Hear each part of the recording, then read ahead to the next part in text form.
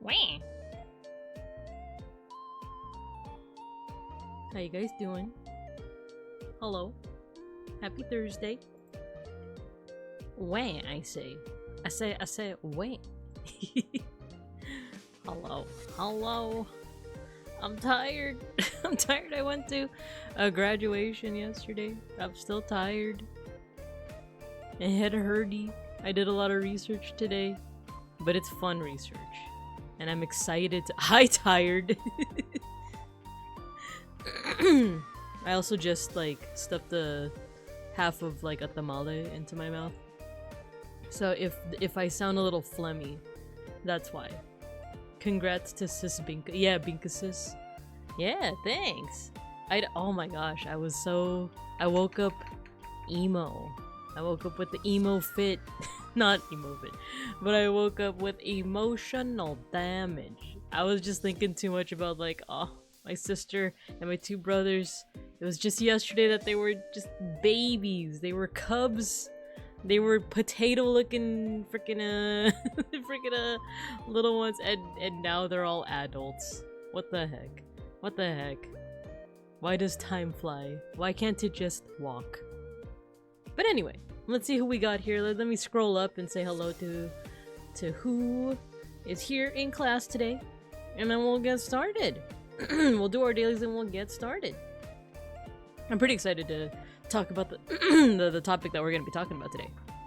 So let's see who we got here. We got Saribot, Rock. We got Gojikins. You are second if you count Saribot. True, it's true facts. And you got your sticker. Harpsichord Enjoyer, you got your sticker too. And Seishun and Matthew. And Fagooby. And Mauser.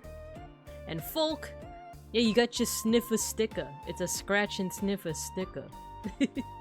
I mean, you can't, like, actually scratch and sniff. But you can imagine. You can imagine dragons. Ghosty, hello. 1, 2, 3. 1, 2, 3. I can count, can't you see? No, I have no eyes. And I must... Let's see. They become adults when our bones crumble to dust. Yeah, my sister's 1 inch taller than me. But the thing is, she was wearing heels yesterday. And it's funny because, you know what? Let's get to class first. Let's get to class. Hello everyone, hello. It's me, Babinka Bear, your local Sun Bear art history teacher, short, older sister, and educational streamer. And today we're talking about Australian Aboriginal dot painting. I'm pretty excited. And this is upon recommendation from Gojikins, who during my Sun Bear subathon, by the way, let me know if the music is too loud or not. The bars make it look like it's fine, but just let me know. No! Now I'm shorter. Why would you do such a thing? I was already short before, now I'm shorter. How very and the legs. And the legs. But hello. No, not the cheese right now! I'm gonna drown! It's gonna get caught by the magnifying glass. Yummy. All for me. It all got caught on the magnifying glass. Now I'm angry and sparkly. The cues, they're running your way. Wow, at least the phone works. Why are you guys redeeming everything at once? But hello. Hello. During the Sun Bear Day subathon, Gojikins had donated enough subs to recommend an educational stream, and this is the first— oh, we're so Egyptian. Where are the legs coming from? Where are the legs coming from? We're so Egyptian. Let me fix the browser dimensions. There we go. There we go, we're back to normal. Why are you laughing at me?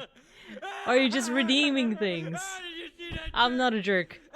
Why would you do such a— why would you bite the diesel? Why would you do such a thing? But hello everyone. How was your week? I know we last yapped on Monday. And since then— I'm big! Since then, it's been a busy week. So, yeah, I actually just started the research for this, like, very lightly on Monday, but 99% of it was today. So, my brain is full of Australian Aboriginal dot painting. But it's really cool. I'm really looking forward to talking about it, because if you are a fan of quantum physics, you might be a fan of this. You might be a fan of this. But yeah, what was I talking about? Yeah, so I was busy Tuesday, Wednesday, because those are my office days. I just love sulfuric acid. I keep losing my train of thought every time there's a freaking redeem. Busy week. I'm very tired. I'm so tired. But I got a lot done. You know, a lot of end of year reports are done and stuff, done. I had like 3 meetings in a row today, which was also part of the like, oh man, I gotta do my research, but I also have 3 meetings that, like, 2 of which did not need to happen. 2 of which could have really just been an email. So, like, in the background, I was kind of like working on my research. And then occasionally they'd be like, hey, Binka, what do you think about this? Just thumbs up emoji, you know? Pet the eyeballs. So, yeah, busy, and then yesterday I was able to get a half day of work so that I could go travel to my sister's high school, celebrate her graduation. The only thing with that is that I was on the— it was outside on the field, and I was on the side of the bleachers that did not get any shade. So there was a side of the bleachers that was like, behind it was like a parking lot. So as the sun set, they were getting shade. I was not on that side. I was not on. I was on the opposite side actually, and I thought I would be okay if I just brought a fan and wore a lot of sunscreen. I was wrong. I should have brought like a hat or also my fan is an electric fan. It's like a mini electric fan. I should have freaking brought an analog fan, like a good old-fashioned wooden fan, because I ran out of battery. So, despite that though, it was a nice and short graduation. I'm so used to college graduations where it goes on for like 3 hours and you don't get out until like 10 p.m. and there's nowhere to eat after, you know? But I forget that high school graduations are just like an hour and a half. We were done pretty quickly, and it was good stuff. Let me go ahead and catch up on chat before I proceed. They become adults while our bones crumble to dust. No bones to crumble if we feed them to the possums. It's true. It's true. Let's see. A possum-based ecosystem. We might be seeing some possums today, by the way. I mean, we just might be. I will become the sticka sniffer. You can. You can sniff the sticka. It's her, the short one. Let's see. I just wanted to hit buttons. You can hit buttons. Classic same-day book report. Yeah, do today. Do it today. I actually did have a college class where that was like the rule of thumb. It was probably the easiest college class I ever had. Because there were no midterms or finals. Instead, it was 6 essays every couple weeks or so. Not 6 essays all at once, but like 1 essay after like, you know, week 2, another essay after week 4, another essay after week 6. But they were all like, I think 1-page essay, or like 1 or 2-page essays or something like that. In fact, I don't think they were really essays. I think they were just like reflections. So that's literally all we had to do for the entire semester. And like, that was the easiest thing because I would literally do it the day of. And it's not like I had an evening class either. It was like, I want to say like early afternoon class. But I remember getting up at like 7 a.m. and just like getting it done within like a couple hours. I can no longer do that. I can no longer do that. I'm old, brain no worky as well, you know, but well, actually, today we're going to be, we might be able to look at an artist who didn't start painting until they were in their 60s and 70s. So if that's some inspiration for folks that are like, you know, it's too late for me. I'm in my 20s and or 30s or even 40s and I never learned art. It's too late for me. No, no, no, no. No, no, no, no. If a famous artist could start painting at 60 and 70, I think she started at 70 actually. Then you can too. I mean, you don't have to wait until 60 or 70, you know? Which is just putting it into perspective. Also a fan of pixel art. This is somewhat related. Oh yeah, totally. Yeah, as a fellow pixel art connoisseur, this is gonna be really interesting stuff. Pet the eyeballs. Yours are that fast? They were pretty fast. No, the college ones were like, oh god, the college ones were like 3-4 hours long. But the high school ones are like 1.5 to 2 hours. It's not too late until you're dead. Exactly. It's too late for me. Got a day job and a mortgage. You could do casual art as well. You could doodle in the margins, you know. Get a job, get a house, get a coffin. Exactly. Or just get, you know, you can also get buried in the dirt. Who needs a coffin? Right? Just put me in the hole. Wait a minute. Anyway. Anyway, so yeah, that was it yesterday, and today was lots of research, alongside once again 3 meetings that none of which really needed to happen. But it's fine. Don't stray from the path, remain where you're at. That maximizes the profits. It's true. It's true. Wait, what is happening with my phone? I keep on... Okay, never mind. The phone I use for tracking, it kept on showing me like the volume button, and I wasn't sure why, so, but now it's fixed. Peck's cool, hello. Hello, hello. We haven't gotten started yet, because we need to do our dailies. I forgot to hold off on doing the art one. The, what's it called, daily hue? Because I didn't realize that like after you do the daily hue, it shows you artworks of that color. Let me see if I can show you what I mean. Daily hue. Deep strong aquamarine. So yeah, I scored this one today. Spoilers for the answer, sorry about that. But if you scroll down, you can see other works with deep, strong aquamarine. And I believe you can also take a look at, like, this work itself. Yeah, there's, like, details about it. So I didn't know anything about Patrick Caulfield, but now I do. Pretty cool stuff. So remind me next time. Remind me tomorrow. Don't do Daily Hue. Do it on stream. Yeah, right? Right. But we can still do Time Guesser. And you know what? I think I'm going to speed through Time Guesser because there is a lot of material. And what's funny is I didn't even finish my research for today. But we might do some research on the fly tonight.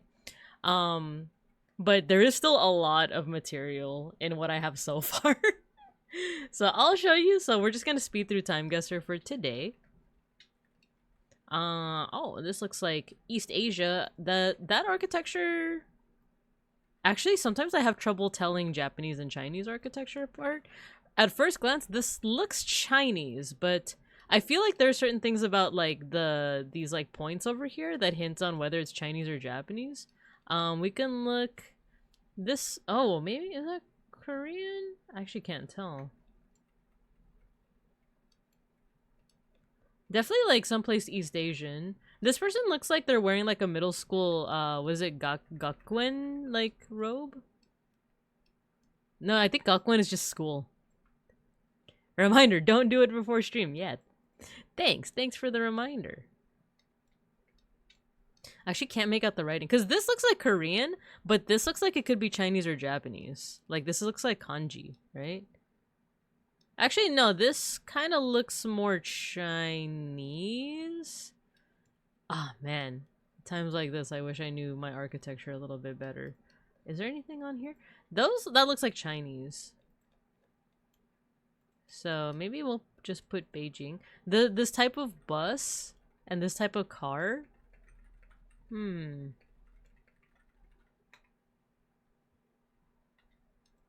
want to say 50s or 60s. Do 68. Let's do Beijing. Let's do it to it. Oh, it was Korea. It was Korea. Pedestrians and traffic passing past the Sungnu Moon Gate, the southern gate at Old Seoul, built in 1398 during the Joseon Dynasty. And we're only a year off. But it was Korean. So yeah, I forgot that, like, even if you see Chinese characters, that's not always a guarantee that it's China, because, like, both Japan and Korea both, like, have used Chinese characters. I think in Korean it's called Hanja. And in Japanese, kanji is the like analog to that. Let's go on to the next round. Great American blank. Did that say gay? I think that says gay. Freedom of Los Angeles, LA. Wait, where is this? Wait a second. Oh, Hollywood sign. Right there. Hormel chili. So this is Los Pincos. The cars are looking kind of 70s, 80s. The fashion is looking 70s, 80s as well. All signs point to Siberia. It's true. It's true. Dang, look, I didn't even realize. I was too busy looking at the sign to notice this guy's pose. Look at that. He's like the baton thrower, right? Like, that's sick. Wait, Manzanita Street, where this is downtown, definitely. Because you can see the Hollywood sign. Like, I'll give you guys a little bit of geography over here. So, here's LA County, which goes all the way up here to Lancaster. Why? I don't know. Santa Clarita, San Fernando, Baldwin Park, and East LA is over here. South Bay's over here. Hollywood sign is somewhere up in these hills. Here, Hollywood Hills. This is where you can see the Hollywood sign. So that means technically we're probably somewhere here in like downtown. I don't know specifically where Manzanita is. I do know that it's downtown. Can you see? Actually, would the observatory even have been built by this point? Is that the observatory? Probably not. But actually, yeah, if I think about it, this is probably somewhere like closer to here. Maybe Wilshire? Little Armenia, Hollywood Palladium. What if we zoom in enough, can we find Manzanita Street? Little Armenia, Sunset, Thai Town. Is this Wilshire Boulevard? Dang, there's a bug in here. Beverly Boulevard. 3rd Street. Do we have any other street names here? This looks like pretty 70s, right? Let's say like late 70s. Let's say like 76.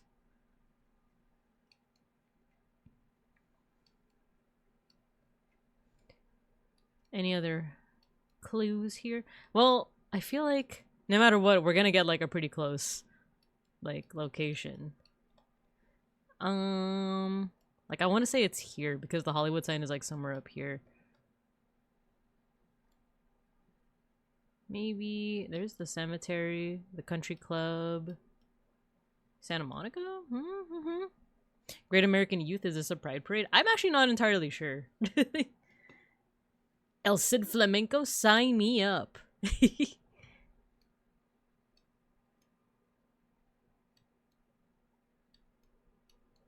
Would it be cheating if I were to ask someone that it was around like LA proper more? Would you guys consider that cheating? The person in question is right next to me. I'm gonna mute for a completely unrelated reason.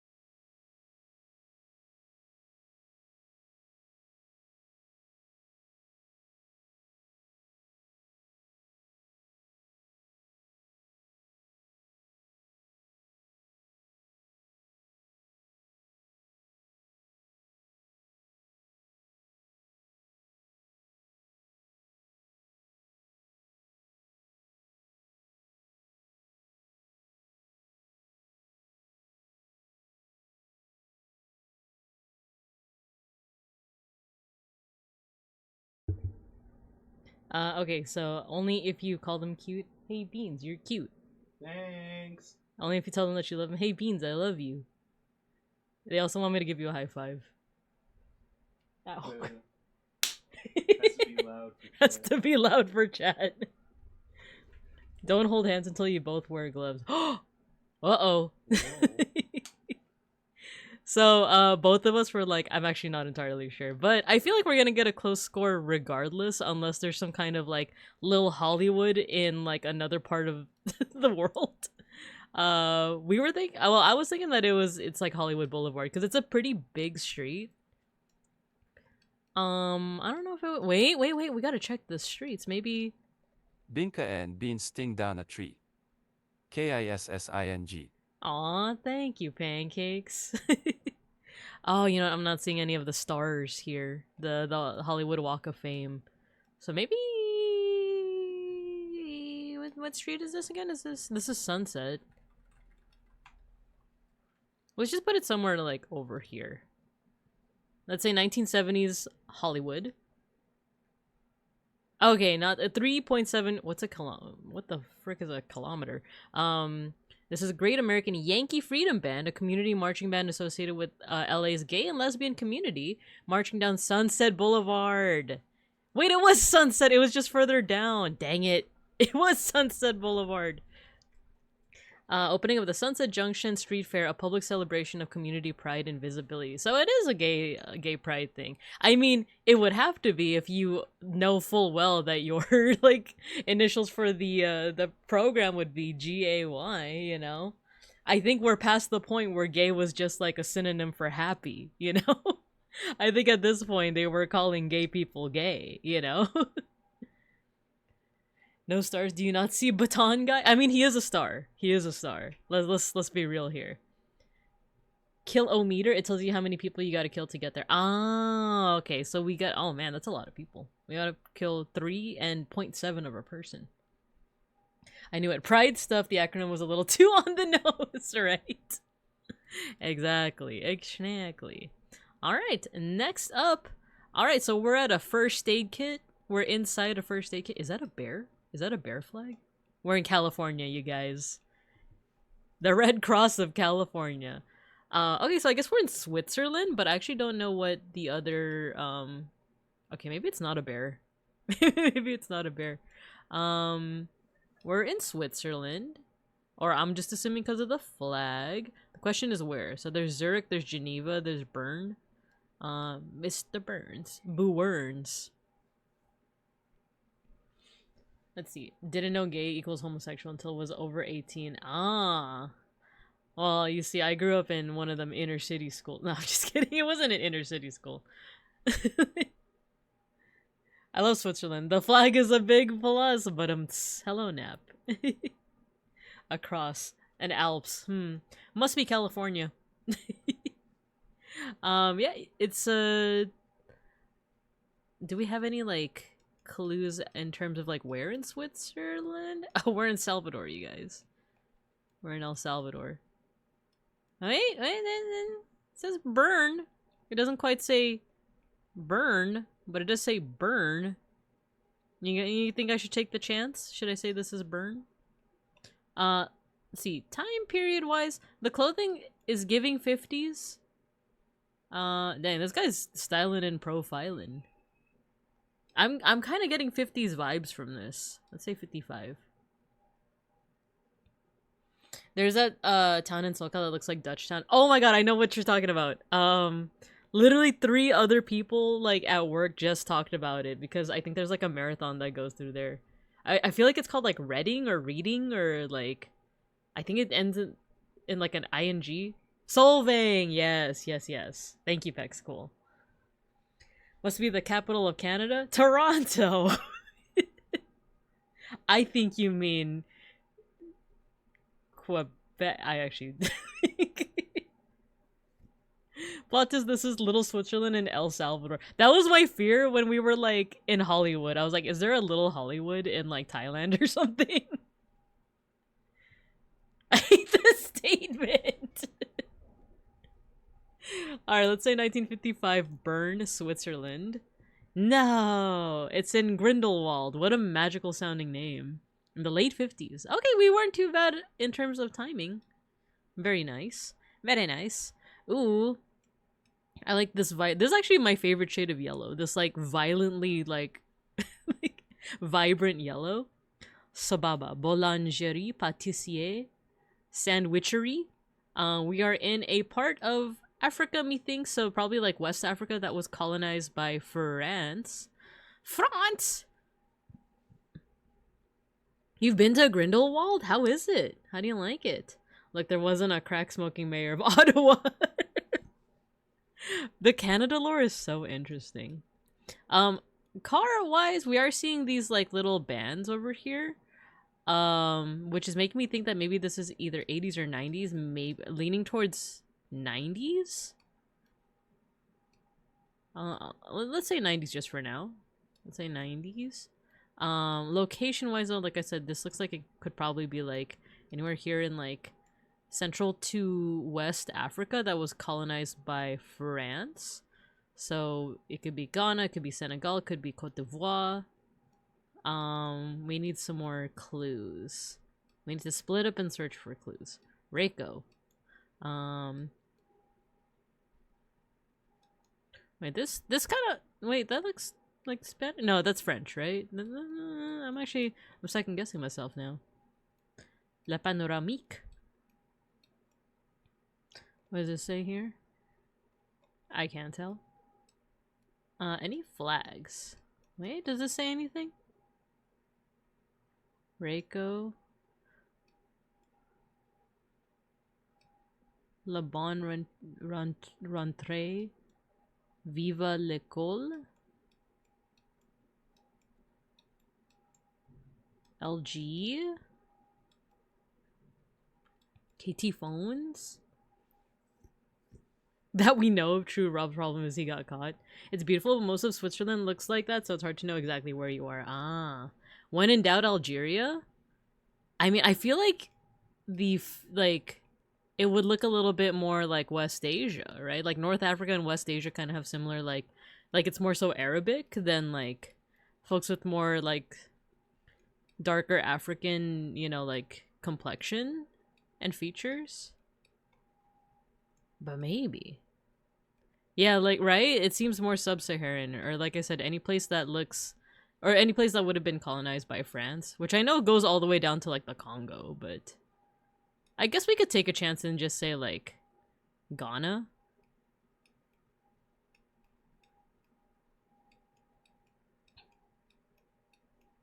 I can't tell. I can't tell. Let's try Ghana. 1995. Where are we? Ah, we weren't too far off. It's Cameroon. Oh, it's the early 2010s. Dang it. Dang it. I should have looked closer at the cars. Can you spot the American in the crowd? Oh no, I can't zoom in anymore. Dang it. That's always a fun game to play. Ooh, is this Niagara Falls? Oh wait, American Falls from Goat Island. Are you telling me there's goats on this island? This looks like the Niagara Falls, so I guess this is American side. The only thing is, where's Niagara Falls? Like, where is that actually?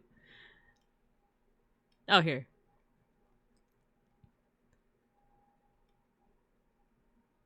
Where, I need a, is this the island? Oh, Goat Island! Goat Island! We found it! No goats here, but it is the goat. Huck's on the island, yeah. Cave of the Winds? What a awesome name. Central Woodland Trails. I would say like, I guess this looks like there would be a good view, right? Of the falls? Or would it be like here? Oh wait, here's Niagara Falls. So maybe here, Terrapin Point. Huck's Island spotted? Is that the cave on the way to the water temple? I think so. Yeah, I think if you go in here, the music just starts playing. They give you complimentary iron boots on the way in, too. Clothing-wise, this looks pre-1920s. Methinks... Oh, wait, does it even say the year? Not really. It just says... It's the year 9330. Crazy business. By the way, speaking of Ocarina, did you guys hear that there's gonna be a remake? Isn't that crazy? They're remaking it twice. It's like Resident Evil all over again, where they remake the same game. I mean, I do love Ocarina of Time. This isn't me complaining. I'm actually very excited. But a part of me is also like, again, dude? Like, again? They already remade it for the 3DS. But I am excited. I am excited. Get to relive a little bit of the childhood. It's a little bit of that, you know, recession pop. A little bit of like, you gotta depend on what's dependable. If they remake that, that means surely another Majora's soon. Yes, that's what I'm hoping. A part of me wants like a remake of like the classic games, but then again, I've also never played them. You know, like Legend of Zelda 2, Link to the Past. I don't think I've played that one. I played Link Between Worlds, and Link's Awakening, or maybe even the Game Boy games, like the Oracles games. That'd be cool. That'd be cool. Yeah, but only if you have the Zora tunic and the scale. Ah. Did they announce any Skyrim remasters? I'm actually not sure. I think they're working on Elder Scrolls Online, right? You should play Link to the Past. It's really good. Yeah, I heard. I heard that it's a banger. 2 years off. Ah, it was next to the Cave of the Winds. It's okay. We got close enough. What's our final score? Yay! Yay! We got 40K. There was one time, it was pretty embarrassing. I was doing Time Guesser on the bus earlier this week, and I got like 29K or something like that. I'm like, wow, I was not locked in at all. Post that. Okay. Alright, so from here, I think we're pretty much ready to get going with our style study. And guess what, guys? It's not a decade study, it's a style study today. So, once again, for a little bit of context, during my Sun Bear Day subathon about a month ago, one of the rewards for donating 10 subs or more was you had the ability to recommend a topic for an educational stream. And we're going to go through the rest of June just doing those. So this week and today is going to be Australian Aboriginal dot painting recommended by Gojikins. Next week is going to be the Sack of Rome of 1527, or was it 37? Recommended by Mauser. And then the week after that is going to be war game stuff recommended by Matthew. So it's going to be fun. And I just need to get a good rhythm of researching. That does mean that next week we're not going to be doing a decade study of the 2020s. Partially because we're still in the 2020s, but also because I don't want to be doing so much research all at once. Out of all the recent announcements, the only one I'm excited for is the Muramasa remaster. Oh, cool! The only daily I do is Wordle, and double letter words always mess me up. Yeah, that's how they get you, right? A lot of the dailies that we do, I feel like once you get the rhythm for like how the game tries to trick you, it gets easier. Like, I never thought that I'd be able to do connections. I thought I was just, like, too dumb for connections. But then once you start seeing, like, the trends, like, yellow category is always, like, something fairly straightforward. It's, like, synonyms and stuff. So if you see, like, 4 words that kind of, like, are the same thing, like, they have the same definition, that's probably going to be your yellow. And then that already cuts down, like, some of the choices. Purple and blue are usually your, like, BS categories. Where it's like, oh, these spell like cash apps, but without a single, with, you know, missing one letter, and it's like, are you kidding me, dude? There are also ways that you can get hints. I will admit that I have utilized the hints before, but it can be fun once you get the hang of it. There's an Alien Isolation 2 on the way, so Ghosty gets to set more Steves on fire eventually. Steve! I just love doing that voice. And now, Steve! But yeah, so for today, dang, my nose is itchy again, and it's funny because I think Sklimbo said something like, sometimes when he streams, his nose gets itchy, and only like when he streams, and I'm realizing the same thing, and I think the common denominator is the talking. I think it's all the talking I'm doing is somehow like, the moisture is irritating my nose somehow. So if you see like the tracking on my model go kind of wonky, it's because of that. It's because of that. Steve is a xenomorph. He dislikes when opossums return medals. But how could he dislike something like that? That's just so cute. Purple connections be like, colors opposite on the color wheel from movie titles? No, for real! Like, for real. Like, they're gonna have you solving like some kind of like physics math equation in order to get the purple category. So the best way to get purple is by process of elimination, by getting everything else first. So, yeah. So, okay. Sorry. Itchy nose. So let's go ahead and get started with today's style study. This is going to be all about Australian Aboriginal dot painting. And I was kind of struggling to figure out how to decorate the slides because I never want to do just like boring slides where it's just like white background, black text, and like a lot of text. I think I've done like a whole presentation on like why I don't like doing that, but just for accessibility and readability and stuff like that. But I like also having some kind of decoration that is relevant to the to the like presentation itself, but also relatively simple to make. So the decoration you guys are seeing here on the title screen is actually just like the shape tool in Google Slides and the line tool. Actually, no, not the line tool. It's the shape tool, but like without the inner filling. Like it's just the line, and I set it to like a dotted line. So that was pretty fun to make. But yeah, we're going to be talking about Australian Aboriginal cultures and communities, as well as different types of art they make, with a focus on dot painting. I ultimately didn't have enough time to like fully finish my research, and I'm going to go into a little bit of a disclaimer soon that like ultimately a lot of this research is like surface level. It's very cursory. Like if I had given myself more time to research, I think I could have done a little bit better, but otherwise, like, this is kind of just like the broad strokes of the topic to encourage you guys to research it on your own if you happen to get interested in it. So, yo, Gallivant Peanut. Oh my god, gallivanting naman. Hello. Yo, how you doing, Peanut? Thank you for the sub. You gifted to Hunter Cerberus. Can't stay too long, but please enjoy the gift sub. Have a good stream. Yo, thanks for dropping by, brother. I hope you're doing good. I hope you're doing good. My Gundam's a Binka. But hello. For those who don't know, Gallivant is a IRL friend of mine. He's awesome. You guys should also be checking him out if you are... what have you been playing lately? I know you've been playing some of the latest games. Let's give you a shout out. GLVNT. Peanut. 007 First Light. Yeah, so do check him out. Thank you for the plug. Of course. Yeah, thanks for stopping by. Yeah, feel free to stay however long you want to. And yeah, thanks for the support. Let me go ahead and get this presentation started.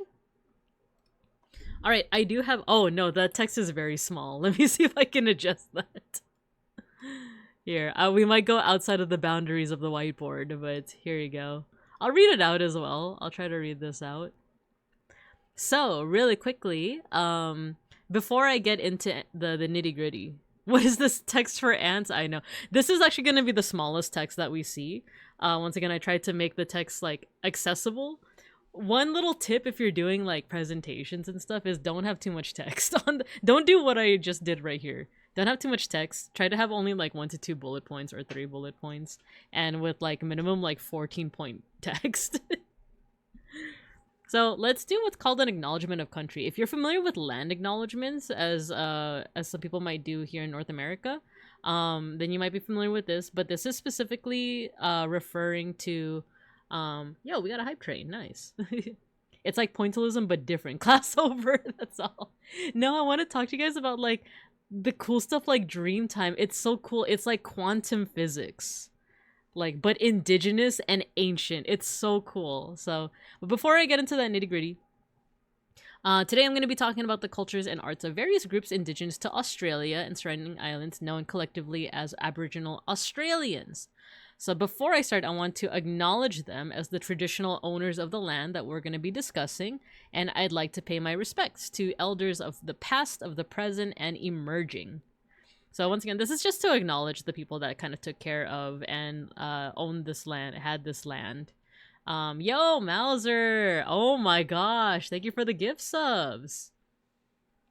Yo, thank you! Dreamtime! I'm excited to talk about Dreamtime. Oh, there's so many emotes on the screen! You got a lot of people. You got Zialota, you got Looking Good for Jesus, what a name, I love that. Nat20 Gaming, Rand's Live, Velvet Violet VT, Scan Hunter, Red Impact, Digital Hazard, yo, I know that guy, he's a Digimon content creator. Sailbot214B, and Captain Frump.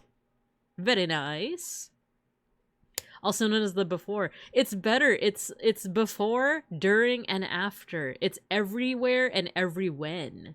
That's what makes it so cool. Got a rare pull in there, you did. Yeah, nice gift. Got me a Rands. Rands get. But thank you. I appreciate that, Mauser. I appreciate that. Thank you. But alright, yeah, so I want to acknowledge those indigenous groups. And then some of that is kind of like copied from sites that do acknowledgement of country, but this next part is all stuff that I kind of just like wanted to type, except for that last bullet point. I'd also like to note that my knowledge on this topic is relatively surface level. I, once again, only did, I want to say, like, let's see, if I started at 8, 9, 10, 11, 12. I did, like, about 5-6 hours of research on this. So that is still very cursory. It's very surface level. There's a lot of nuance that I'm going to be missing out on. Any inaccuracies are unintentional, and any generalizations are for brevity. Because there's a lot of topics that I would want to get into, but there's just not enough time. There's just not enough time in the day and in his stream. But this is encouragement to research this for yourselves if you do get interested in it. I know that I'm going to be doing a little bit more research on my end.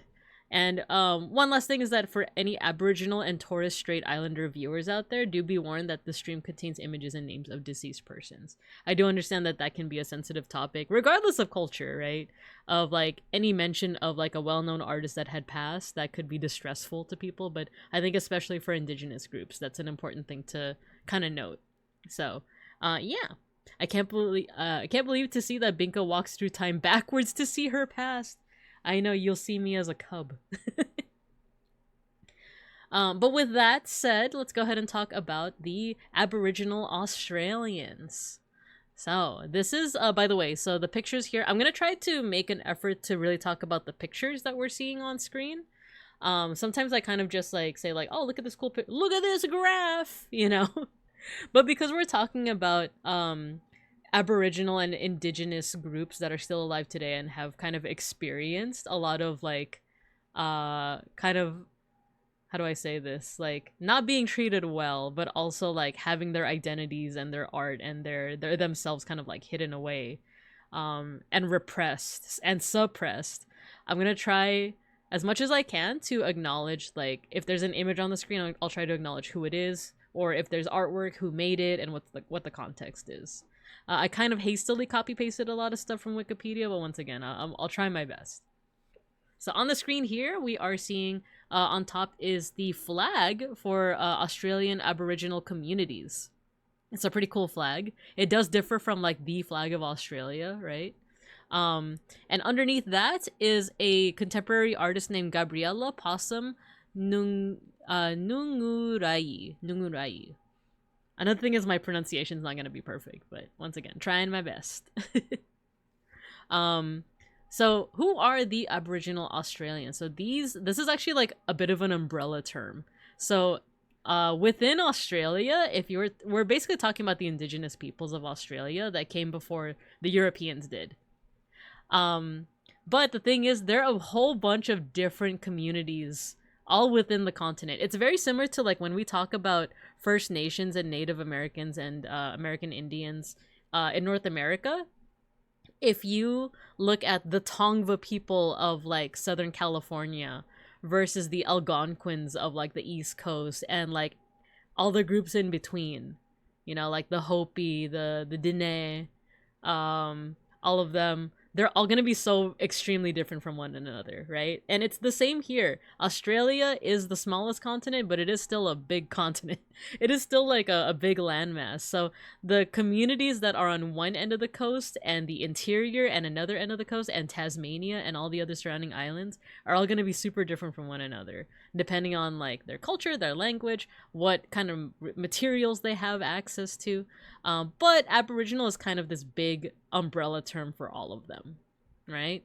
So keep that in mind. We got a hype chest. What did I get in the hype chest? We got a popcorn emote. Why isn't it Michael Jackson? If we got an emote with someone eating popcorn, why isn't it Michael Jackson? But anyway, one of the coolest things learning about the Aboriginal Australians is that they're one of the oldest continuous human populations on Earth. What that means is, that's not to say that, like, you know, humans as a whole, a lot of their populations evolved, well, not a lot, all of them, evolved from Africa, a very specific part of Africa. And in different groupings and populations, they all spread out to different parts of the world. Yo, Orlando, hello. Magandang gabi ka sa inyong lahat. Finally made it to a stream after so long. I'm glad. I'm glad. We're talking about indigenous art today. So I'm glad you're able to drop by. I hope you've been well.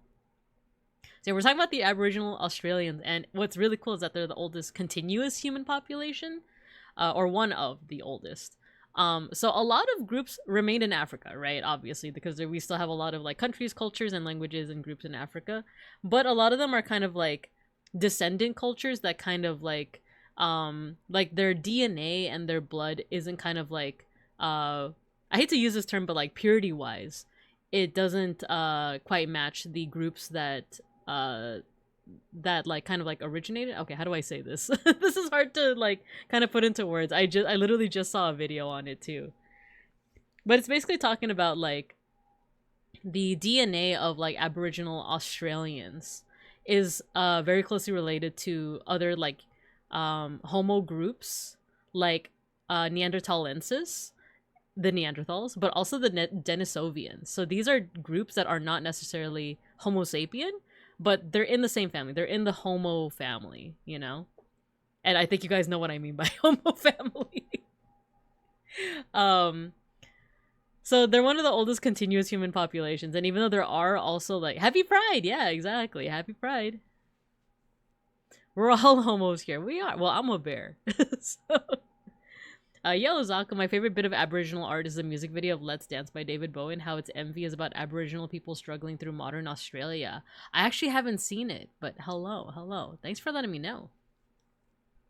But yeah, so their ancestors migrated to Australia, or the land that would become known as Australia, around 40 to 65,000 years ago. So when you see that acronym, the KYA, that's not Know Your Apple or anything like that. It's thousands of years ago, right? So the K is kind of like, you know, kilo, or like, you know, 1,000, and then YA is years ago. So 40 to 65,000 years ago, y'all. If our idea of written history starts in like, yeah, kill years ago, exactly. Yeah, Babinka Ursine. I'm an Ursid.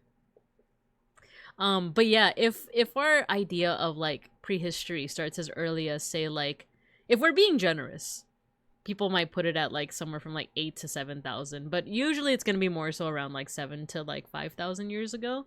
We're talking 40 to 65,000 years ago. This is super old. This is way before we have any written records of like writing, but we do have art records that go back to around like 12,000 years ago, which is also just as neat. Prior to European context, so this is what I was talking about before. This is actually like a bunch of different groups. There were about 500 to 600 linguistic and territorial groups, which you might see people using the wordage of tribe. Depending on the community, tribe is just like an easier way to say it, but I just personally stray away from the word tribe because I feel like a lot of people have certain I guess stereotypes or ideas of like what is meant by a tribe. I feel like they might be imagining like a small band of people, when actually like tribes, especially as with the way that like First Nations and Indigenous peoples understand it, is like, no, that's a nation, you know. That's and what's interesting is that Aboriginal Australians even use the word like country to refer to like their different communities. So like that's kind of painting the picture of like, no, it's not just like a small band of people. These are like entire nations essentially. So imagine that, 500 to 600 all within Australia and surrounding places, along with over 400 languages. So pretty cool stuff, Next slide. This artwork over here is pretty neat. So this is what's called, let me see if I can pronounce this correctly. This is Kuringai Chase Petroglyph. So this is, petroglyph is basically like carved rock art, which like I feel like a lot of people, especially when they first learn about Paleolithic and Neolithic humans, like early human history, they tend to underestimate the technology of these times. Because I feel like when people think of technology, they think about like computers and electronics, but technology is also rocks. Technology is also weaving and food science and agriculture and all of these things. So like, first of all, whenever people are like, oh, you know, like a society is Stone Age, have you ever actually tried to carve stone before? Like, depending, like if you know what you're doing, you can make like really cool, like, you know, flints and knives and stuff. There we go, Gojikins has. But I feel like a lot of people have not. I feel like a lot of people, when they see like rock tools, they're just like, like it, like cavemen did this with their unga bunga, right? But it's like, it takes a lot of very specific technique in order to get the shape that you want. I think there's a really cool YouTube channel about a guy that carves obsidian, and he does it with like elk antlers or deer antlers, and he has a very specific technique and patience. Yes, Gojikins, yeah. I just need a wooden pickaxe first. Yeah, we just gotta punch some trees. We gotta punch some trees, and then you can start mining for stone and stuff. You gotta chase the flake. Yeah, napping. I'm actually not sure about the terminology, but I trust you, Matthew. As opposed to Professor Nap, not a Professor napping. Yeah, is it pronounced napping or knapping? You know. But yeah, like, it's a very specific like procedure on how to like make, for example, like obsidian, because obsidian flakes very easily, and if you mess up, it basically shatters like glass, you know. And then you got glass in your eye and egg on your face, and who wants that, you know? Lately, I've been overusing the phrase egg on my face. Just because I think it's a funny phrase. Napping is what I call streaming. I love that. But yeah, when I talk with like Bean sometimes, I'll be like, and now we both got egg on our face. Like, I'll just completely misuse the phrase. I just think it's a funny phrase. And now you got egg on your face. But yeah, so petroglyphs are basically carved stone. According to the caption that I have here, it depicts Bayame, the creator god and sky father, in the dreaming of several Aboriginal language groups. The petroglyph is carved into Hawkesbury sandstone on the Waratah track and is approximately 1.7 meters or 5.6 feet long. That's taller than me, what the heck? Unique artistic features of the petroglyph include a significantly swollen leg and a complete absence of a neck. I feel like I've seen people that look like that at the gym, but anyway. Egg on your face is in the same wonderful category as words like flabbergasted and abide, words and phrases that should be used more often. No, I feel the same. I love using the word flabbergasted. It's like, I'm flabbergasted, you know? When Beans and I were watching Mad Men, our favorite phrase was hell's bells, Trudy. I feel like we should use these like old expressions more, like, oh, hell's bells, you guys. Or oh my god, what is it? There's like egads and what's the one that's like God's thorns or something, like Zorns or Zoinks, or like there's one that's like it's like God's something, and it got shortened to something else like Zanes or Zonks. But we gotta bring it back. But yeah, so this is a petroglyph. And this slide is kind of going over culture and belief. So if you're familiar with Aboriginal belief, then you might have heard this term before, the dreaming or the dream time. Oh, egads, my roast is ruined! But wait, what if I substitute the Krusty Burger for my own cooking? Delightfully devilish, Binka! But yeah, so a lot of these Aboriginal cultures share a very complex, and I even put here the word multimedia worldview, known as dreaming or the dream time, also known as Chukurpa in some Aboriginal languages. Not all of them, but quite a few of them. So how to go into the dreaming or the dream time? So it can be a bit hard to grasp because, for one, I think one of the videos that I saw explained it well. I am not of the culture and I don't speak the language, so of course there's going to be some concepts that I don't fully grasp, maybe even misconstrue. But basically, this isn't just like storytelling. This is music. This is migration. This is place. This is dancing. This is art. This is song. I think I said art twice. But the dream time is interesting because it's, I don't know if I put it here, but it's basically a cosmology that is outside of time, which is very hard for us to comprehend. Double art, exactly. It can be kind of hard for us to comprehend because like everything about our livelihood has to do with time and place, right? So when you imagine a place that is outside of a place, or a location that is outside of time, it's very hard to grasp that. Like, for example, like what existed before the Big Bang, you know? Like, was there any space? Was there any time? You know, it gets very confusing. It gets very explodey head after a while. But just know that the dream time, when people are telling stories or singing songs or like performing a piece of their history or their culture, and it has to do with the dream time, one of the most interesting things for me personally is this idea of it being outside of time. As in, like, this is a story that isn't necessarily in the past, not necessarily in the present, and not necessarily in the future, but all three at the same time. So that means that if I'm telling a story about, like, and I was just looking at a story, actually, from one of the Aboriginal groups about a rainmaker, there's certain things that might make you think that it's a story from the past, right? Like, oh, it's people living in huts and stuff. But it could also be a story of someone living in the future. Like, what if there's a post-apocalypse and people are living in huts? It could be a story of the present. What if this is happening right now, somewhere in the lands of Australia, you know? So these are stories that exist outside of time. And I think that's neat. I think that's super cool. Because like I said, it's almost like quantum physics in a way where like, you know, is the cat dead or alive? Is this happening now or never? Is this happening before, after, now, never? All of the above? Everything everywhere all at once, but also every when?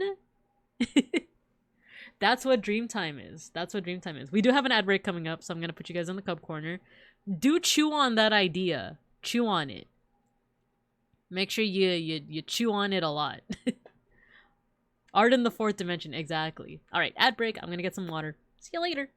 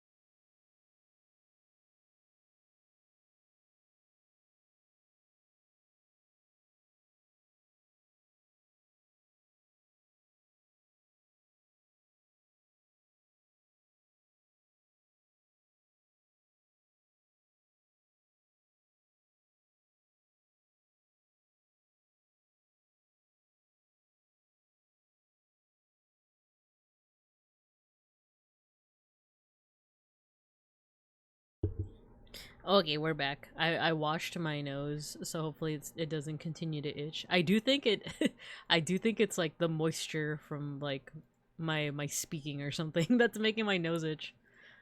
But at least I know it's not just me. I think Sklimbo said that it affects him too. It is a mystery. But yeah, we were talking about some super existential-esque stuff. The dreaming being outside of time. And Ghosty eating the red book. It is tasty, actually. I think it might be Pride and Prejudice. The microwave. The story happened in the past, the present, the future, and it happened here at Kata Chuta and on Uluru. Yeah, I think those are actual places in Australia, right? But yeah, exactly, exactly. That's the best way that I can understand it, like this idea of something existing outside of time, of like if someone tells a story, it might have happened in the past, it might have happened in the future, or it will happen in the future, it might be happening right now. Or all of them, actually. Another cool thing, another cool like thing that is featured in a lot of these cultures is oral tradition. The Olgas and Ayers Rock. Oh, I think... Did I hear about that as well? Once again, I have very surface level research here. But songlines are cool because they're basically maps, but they're not in the way that you might be thinking. They're not physical maps that you could be like, okay, so we turn right here and we'll end up at our destination. These are, once again, multimedia. These are dances, these are stories, these are songs, these are landmarks, these are like specific people. It's just like this whole collection of different like ways of understanding.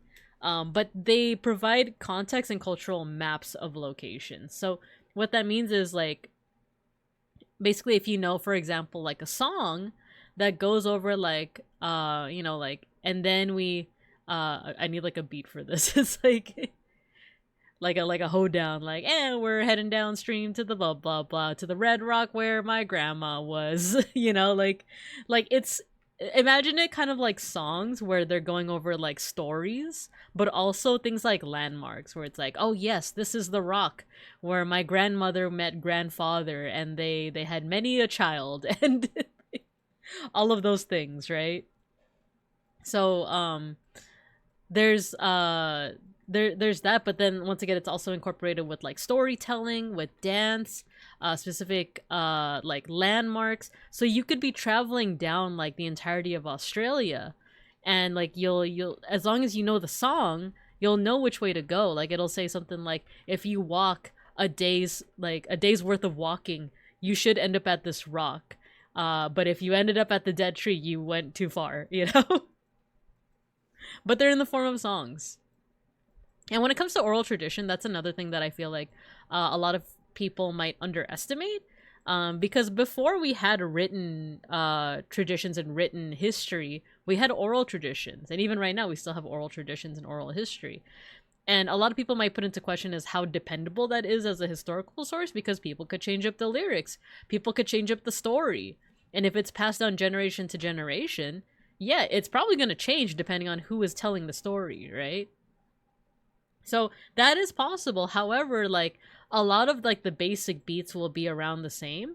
And I think the best example I can think of it, the best analog that I can think of right now is the Hamilton musical. Because if you know all of the lyrics to the Hamilton musical, you actually do have like a pretty good grasp on like major kind of like beats of like the American Revolution. Not everything, of course, not every single thing. You're not going to know every single player. And of course, a lot of aspects of the story were changed for like entertainment purposes, right? But like certain things like 1776. Who was the bastard? Wait. We got to play it now. We got to play it now, right? Wait, Hamilton. If you memorize the lyrics, you actually know the oral history of Alexander, a fictionalized retelling of Alexander Hamilton. Here you go. Do. Son of a whore and a Scotsman, dropped in the middle of a forgotten spot in the Caribbean, in Providence, impoverished and squalor. I was the weird guy who knew all the Hamilton lore before the musical. Nice! Well, that's another thing too, is that like putting it in musical format also just makes it easier to remember.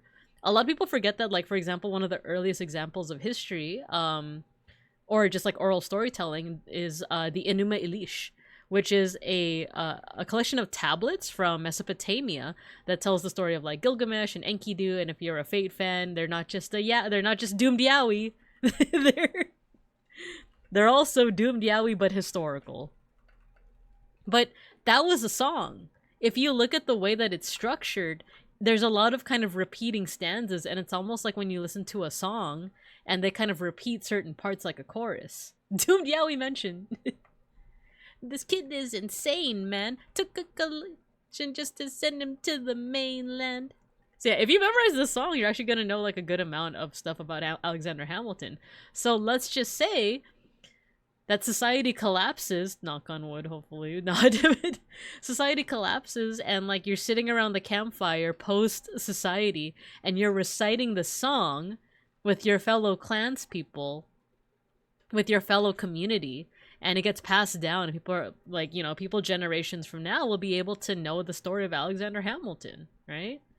It doesn't have to be Alexander Hamilton. That's just kind of the best example I can think of because it's like historically based, you know? Okay, when I said Klansman, I didn't think the Ku Klux Klan. I meant like literally a clan. Like, I realized right after I said the word that I was like, that could be misconstrued so bad. But no, yeah, not the KKK. But also, another thing is that the KKK has another meaning in the Philippines, by the way. The Katipunan, so it's not just that. Our future history has been determined by Lin-Manuel Miranda. I know, right? Him with his hands in his pockets. Like a Scottish Highlander clan. Exactly. I mean, like, the meaning of clan before the KKK, like, you know, took it. In New York, you can be a new man. In New York, you can be a new bear. In New York, just you wait. All right, that's enough of that. That's enough of that. That's enough of that. Otherwise, I'm gonna get into it. We're gonna get off topic. We're not gonna talk about Aboriginal people. I want to talk about Aboriginal Australian culture and belief. I don't know about you. I was leading a Halo 3 clan when I was 14. Yo, nice. I never did multiplayer stuff as a kiddo. My anxiety was just too much for me. But yeah, so like, consider that when thinking about oral traditions. That a lot of these might have been transmitted and remembered over generations via song and repetition and stuff like that. But these songlines are also multimedia. It's not just song, it's dance, it's performance, it's all these things. And costume. And we're also going to go into like body decorations as well. Because all these things can transmit information and culture. My nose is still itchy. Alright, so next slide. Let's talk a little bit more about the dreaming.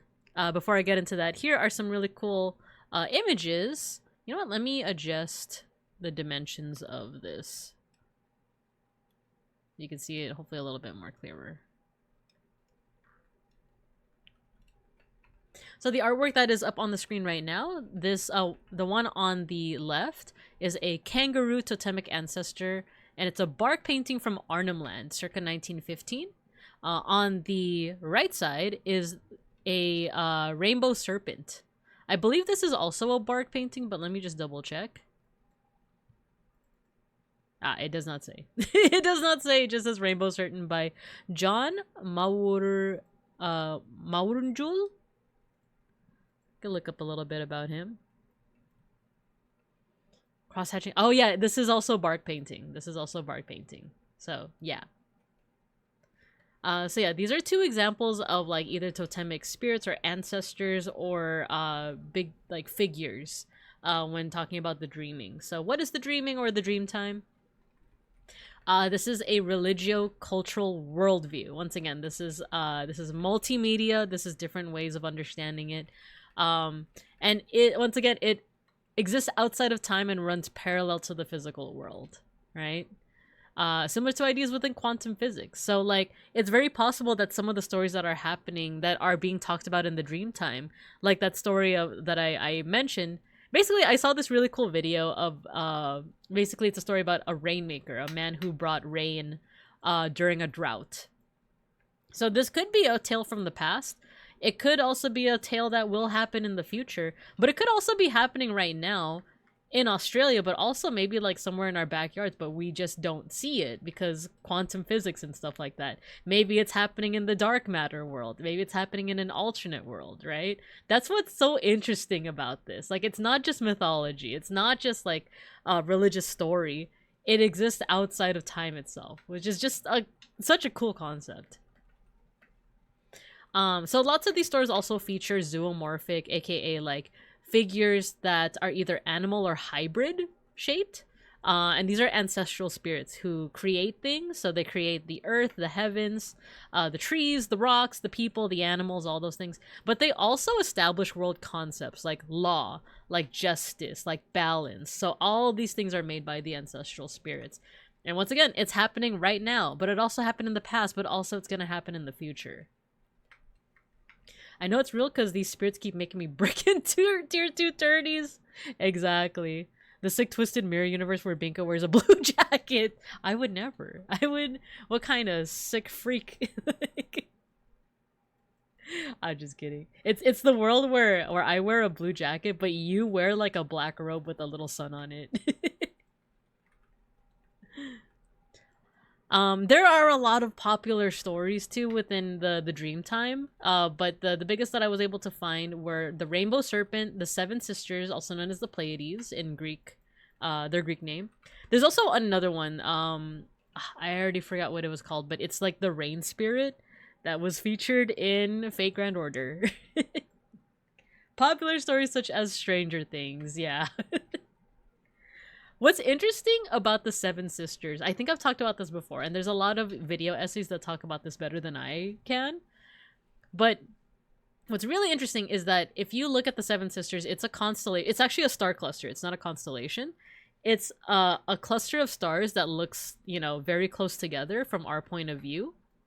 And if you zoom in on that star cluster, there are in fact 7 stars. However, with the naked eye, if you look up at it, it looks like it's just 6 stars. Hello, Madam Inu. Hello, welcome, welcome. I really need to sit in on these more often. I miss my art history lectures from school. Yo, I'm glad to have you here. Feel free to sit in as often as you'd like.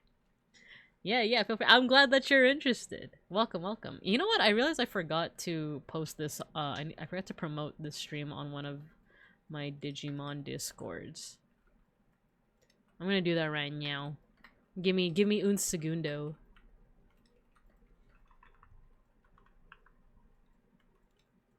Self-promo. Where is it? Oops, I'm late in promoting this, but we're doing an educational stream about Australian Aboriginal dot painting today. Tilde link. Feel free, oops, to drop by. Okay. 6 or maybe even 7 stars, exactly. You came highly recommended by a mutual friend and they were right. Nice, nice, nice. I'm glad. Nice. Is it Ghosty? Was Ghosty the recommender? But yeah, so going back to the Pleiades, this is a star cluster of 7 stars. However, from the and there's our mutual friend. Yeah, yay! Awesome. Ghosty's the best. Ghosty's awesome. With the naked eye, I don't know if this is still the case nowadays, but with the naked eye, it only looks like 6 stars, and that's because 2 of the stars are very close together. You're only able to tell that there's 7 if you look through a telescope. Therein lies the question of how come so many cultures around the world recognize that constellation is 7 stars. So a lot of cultures around the world, including Aboriginal Australians and including the Greeks, I don't know about the Egyptians, but there's a bunch of stories around the world that talk about the 7 sisters. And oftentimes there's also a 7th sister that disappeared or something happened to her, and that's why we only see 6 stars.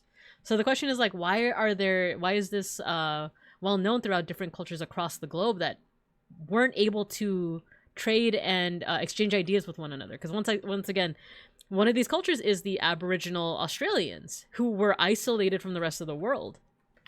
So how come you see the story in China and in Australia and in Greece? I actually don't know about the Americas, but why do we see the story so often? One theory, once again, this is just a theory, is that this is actually a very old story. Because there was a point in time, in prehistoric times, like when humans were already like fully anatomically modern humans were already developed, but before the advent of like writing, there was a time where the 7th star was visible, but eventually it the apparent light of it got closer and closer to the other star to make it seem like it disappeared. An astrology theory. No, astronomy is different. It's different. I was researching mutism as a result of catatonia. Ooh, a bear theory. So yeah, the theory is that like basically this is actually an old story where like at one point you could look up at the night sky and see 7 stars, but little by little the light would get hidden behind another star. So then came this theory or this story that like there was a 7th sister but something happened to her. And this story was passed on generation to generation to generation to generation until it eventually ended up all over the world. So it's pretty cool in that way that like this might be one of our oldest stories that we know of. And it goes back all the way to the time when that 7th star was visible. This isn't the only story that, you know, predates written language, by the way.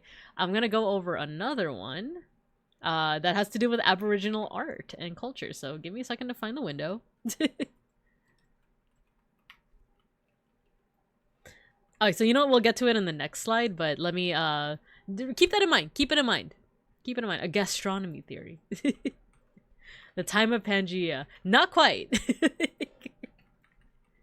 Humans were not around for that. Not yet, at least.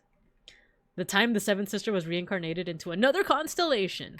When you get into monster myths and prehistory, things get interesting. Yes, yes, I can't wait to talk about the next slide because we're gonna talk about megafauna, and I'm not talking about the Hollow Live VTuber. But before we get into that, let's talk a little bit about Aboriginal art. So these various cultures would create many forms of art, and even though we're focusing on dot art, I do want to take a moment to look at the other types of art they made. So bark painting, leaf painting, sand painting, watercolor painting. These are all types of arts that they did, especially as well as wood carving, stone carving, aka petroglyphs, hand art, aka those like cave art where you like see people's like handprints and stuff. Sculpture, ceremonial clothing, and I forgot to include this, but body decoration. These are all different kinds of art that they practiced. And if we keep in mind that Australian Aboriginals are probably like one of the oldest continuous populations of humans in the world, it makes sense too that they also have the longest continuous art tradition. So if they've been making art since they first got to, or probably even longer, if they were still making art by the time that they had arrived in Australia, they were likely making art as far back as 65,000 years ago. However, the earliest art that we can find is 12 to 20 I was about to say million, 1,000 years ago. Our oldest materials that we can find is 12 to 20,000 years ago. It's very possible that they were making art, we just don't have it anymore. It's either faded away with time, you know, it might have been made on something that had faded away, like some kind of leaf, some kind of bark that has rotted away, you know. But the earliest we have is about 12 to 20,000 years ago, which, once again, if you think about how, like, written history, like, the earliest would be, like, 8 to 7,000 years ago, like, that means there's still so much stories out there. There's still so much art, stories, like, cultures that we're missing out on that we might never know, right? It's crazy to think about. Yo, Owen! Hello! Thank you for the raid. Let me really quickly see what messages I missed before you raided in, and then we'll greet all y'all. Welcome, everyone. Welcome. Megafauna, I believe the correct term was giantess. Both outlines and hands dipped into a material. Yeah, exactly, Madam Inu. But Owen, hello mechanics. I'm Babinka Bear. I'm your local Sun Bear art history teacher and educational streamer, and today we are talking about Australian Aboriginal art. So it's been pretty cool so far because we're talking about the dream time or the dreaming, which is kind of let me go back to that slide. It's like this really cool multimedia worldview that exists outside of time. It's quite literally like quantum physics and quantum mechanics, but like indigenous and ancient, but also contemporary. It's really cool stuff. But hello, let's see who we got here. Sparkly Race Cat Raid, hello Owen. If you have to do any post-stream care, no worries at all.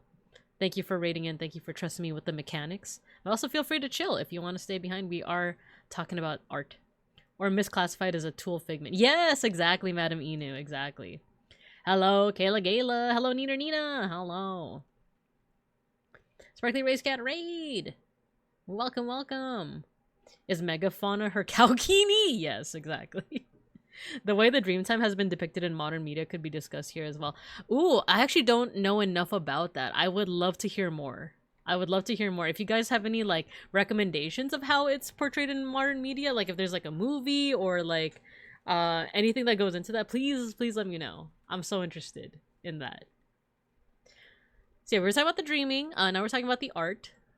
So yeah, the hand art is really cool because one of the main techniques is like you put your hand over like the cave, and then there's a pigment that you basically blow out of a tube. That like it hits your hand and it hits the area around your hand, but then when you remove your hand, it leaves a handprint, and it's really cool. You get snippets of it in cartoons here. I mostly remember it. Oh, gargoyles! I never watched it, but my step grandpa loved it. I've been meaning to get into it. But that's so cool. But yeah, so like Aboriginal Australians have also the longest continuous art tradition. Oh, you know what? It's not the next slide. It's this slide. A man after my own heart. Gargoyles was so cool. Yeah, I want to get into it. So, you know what's crazy? Oh, I forgot to talk about the artwork that's on the screen right now. So, the first picture on top is Guion rock art found in northwest Kimberley region of Western Australia. And the bottom over here, no, my cursor's not showing up, is pictographs known as Wangina. That's the one that I forgot about. Wangina are kind of like rain and wind spirits. And this is Wangina in the Woonamura Gorge in Barnett River, Kimberley, Western Australia. So these are both examples of like different kinds of art forms that the Aboriginal Australians would create. I'm introducing the show to friends on Saturday nights. Oh, cool! Opossums met in bedtime. Have a great rest of stream. Thank you, Ghosty. Thank you for stopping by. I appreciate you. But yeah, these are both examples of really cool art.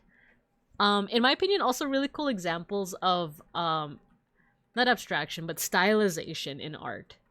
I feel like when people think of like stylization in art, well, for those who don't know, basically it's like drawing a figure not necessarily like anatomically correct, but stylizing it to emphasize different features. So a good example is anime. Anime, by and large, emphasizes things like eyes, you know.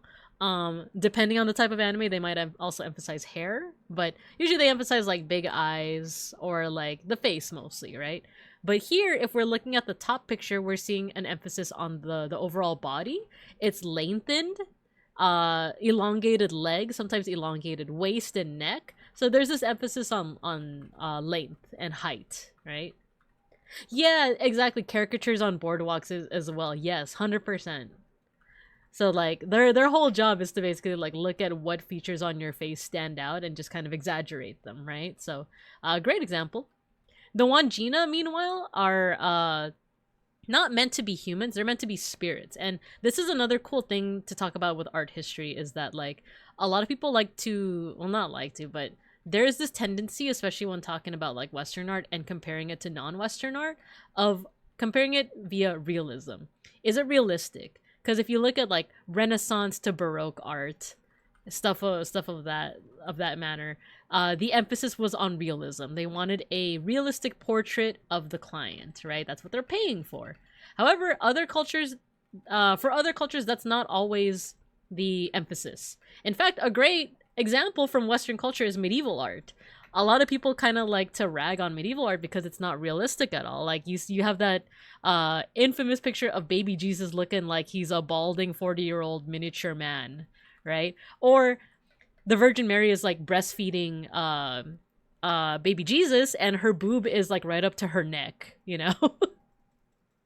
So like a lot of people will be like, the people in medieval times were dumb. They didn't know like anatomy. They didn't know this or that, you know? And my argument is always like, that wasn't their emphasis. They weren't looking for realism. They were looking for symbolism. They were looking for basically memes. Basically, they were looking for the most clear message that they could pass on that like could be told at a glance by the people of that time and of that culture. So the Dutch masters really went crazy for realism too. Yes, 100%. My friends love to play Spot the Weird Baby Jesus. But yeah, that's a good example of like in Western art, realism isn't always the name of the game. That's not, if you traveled back in time and you were an expert in realism and someone commissioned you from the church and they, what about the people face cats? They didn't want realism. They wanted people face cats. I mean, that's what I would want. But what was I saying? If you let's just say that you're a master in realistic art, like photorealism. Like, you have this magic power to, like, you can look at something, you can make a photorealistic image of it. If you go back in time and a person from the church commissions you and you gave them a photorealistic picture of Jesus, they'd be like, this isn't what I asked for. Where's the symbolism? Where's the halo? Where's the, you know, like, where's all this stuff that I asked for? This isn't what I want, you know? They might get mad at you. They might be like, all right, this is cool. You definitely have a lot of skill, but this isn't what I want. So take that idea and translate it to other cultures. And that's where you'll see things like, if you look at East Asian art, where they the emphasis actually wasn't on eyes. If you look at like old scrolls, like Japanese scroll paintings and stuff like that, the emphasis wasn't even on the eyes. It was like the overall face, the overall like motion of the body. Sometimes they would emphasize like the blackened teeth because that was a symbol of beauty of the time. If you look at there is, by the way, like examples of photorealism in non-Western cultures, by the way. I think a great example is like the moche ceramic art of Peru. And I forgot the African there's an African culture that does it really well with metalwork, but I unfortunately forgot about it. But yeah, like realism isn't always the name of the game. So like with all of this in mind, when you look at like Aboriginal art and you see that like they're exaggerating things like legs and length, that's because like that's the name of the game for them. That's what they wanted to exaggerate. And meanwhile, another thing to consider is spirits. When you're interpreting something like ancestral spirits or gods or goddesses, who says they need to look like they're human? That's kind of like, not always, but like more often than not, that's often coming from Western, oftentimes like Christian ideals, where there's this idea of like God made humans in their image. Right? So therefore, gods would look like people. But that's not necessarily the idea everywhere else. So, like, a good example is, like, if you watch Princess Mononoke and you see, like, the little tree spirits, they're humanoid, but, like, their faces don't look like human faces. And that's because they're spirits, they're not humans, right? So let me catch up on chat. They were trying to hide snail creatures in the margins. Exactly. By the way, as for the people face cats, I think with a lot of medieval art, it was just like, we just need you to portray a lion. It doesn't need to be photorealistic. Just like, do your best, man. And that's exactly what they did. The way artists got weird with depicting their pets is a great game in museums too. Yeah, right? Imagine Shnakru with Babinka's face. They needed a symbol that people with little formal education could recognize. Exactly. Medieval paintings, Japan. Exactly. In this case, artists wanted the viewers to recognize people, animals, and spirits. Mm-hmm. Were you always able to puff up your cheeks like that? Yeah, look, watch this. It sometimes accidentally happens when I cover my face. I've just been scratching my nose a lot because it's itchy. So if that randomly happens, that's why. I'm scratching my nose right now. All of them had to be very distinct. And you got your first scratch and sniff a sticker. That is so dope. I need something like that for my check-in system. Yeah, it's a fun little system. It makes a little sticker show up, and the lion ends up looking like yeah, exactly.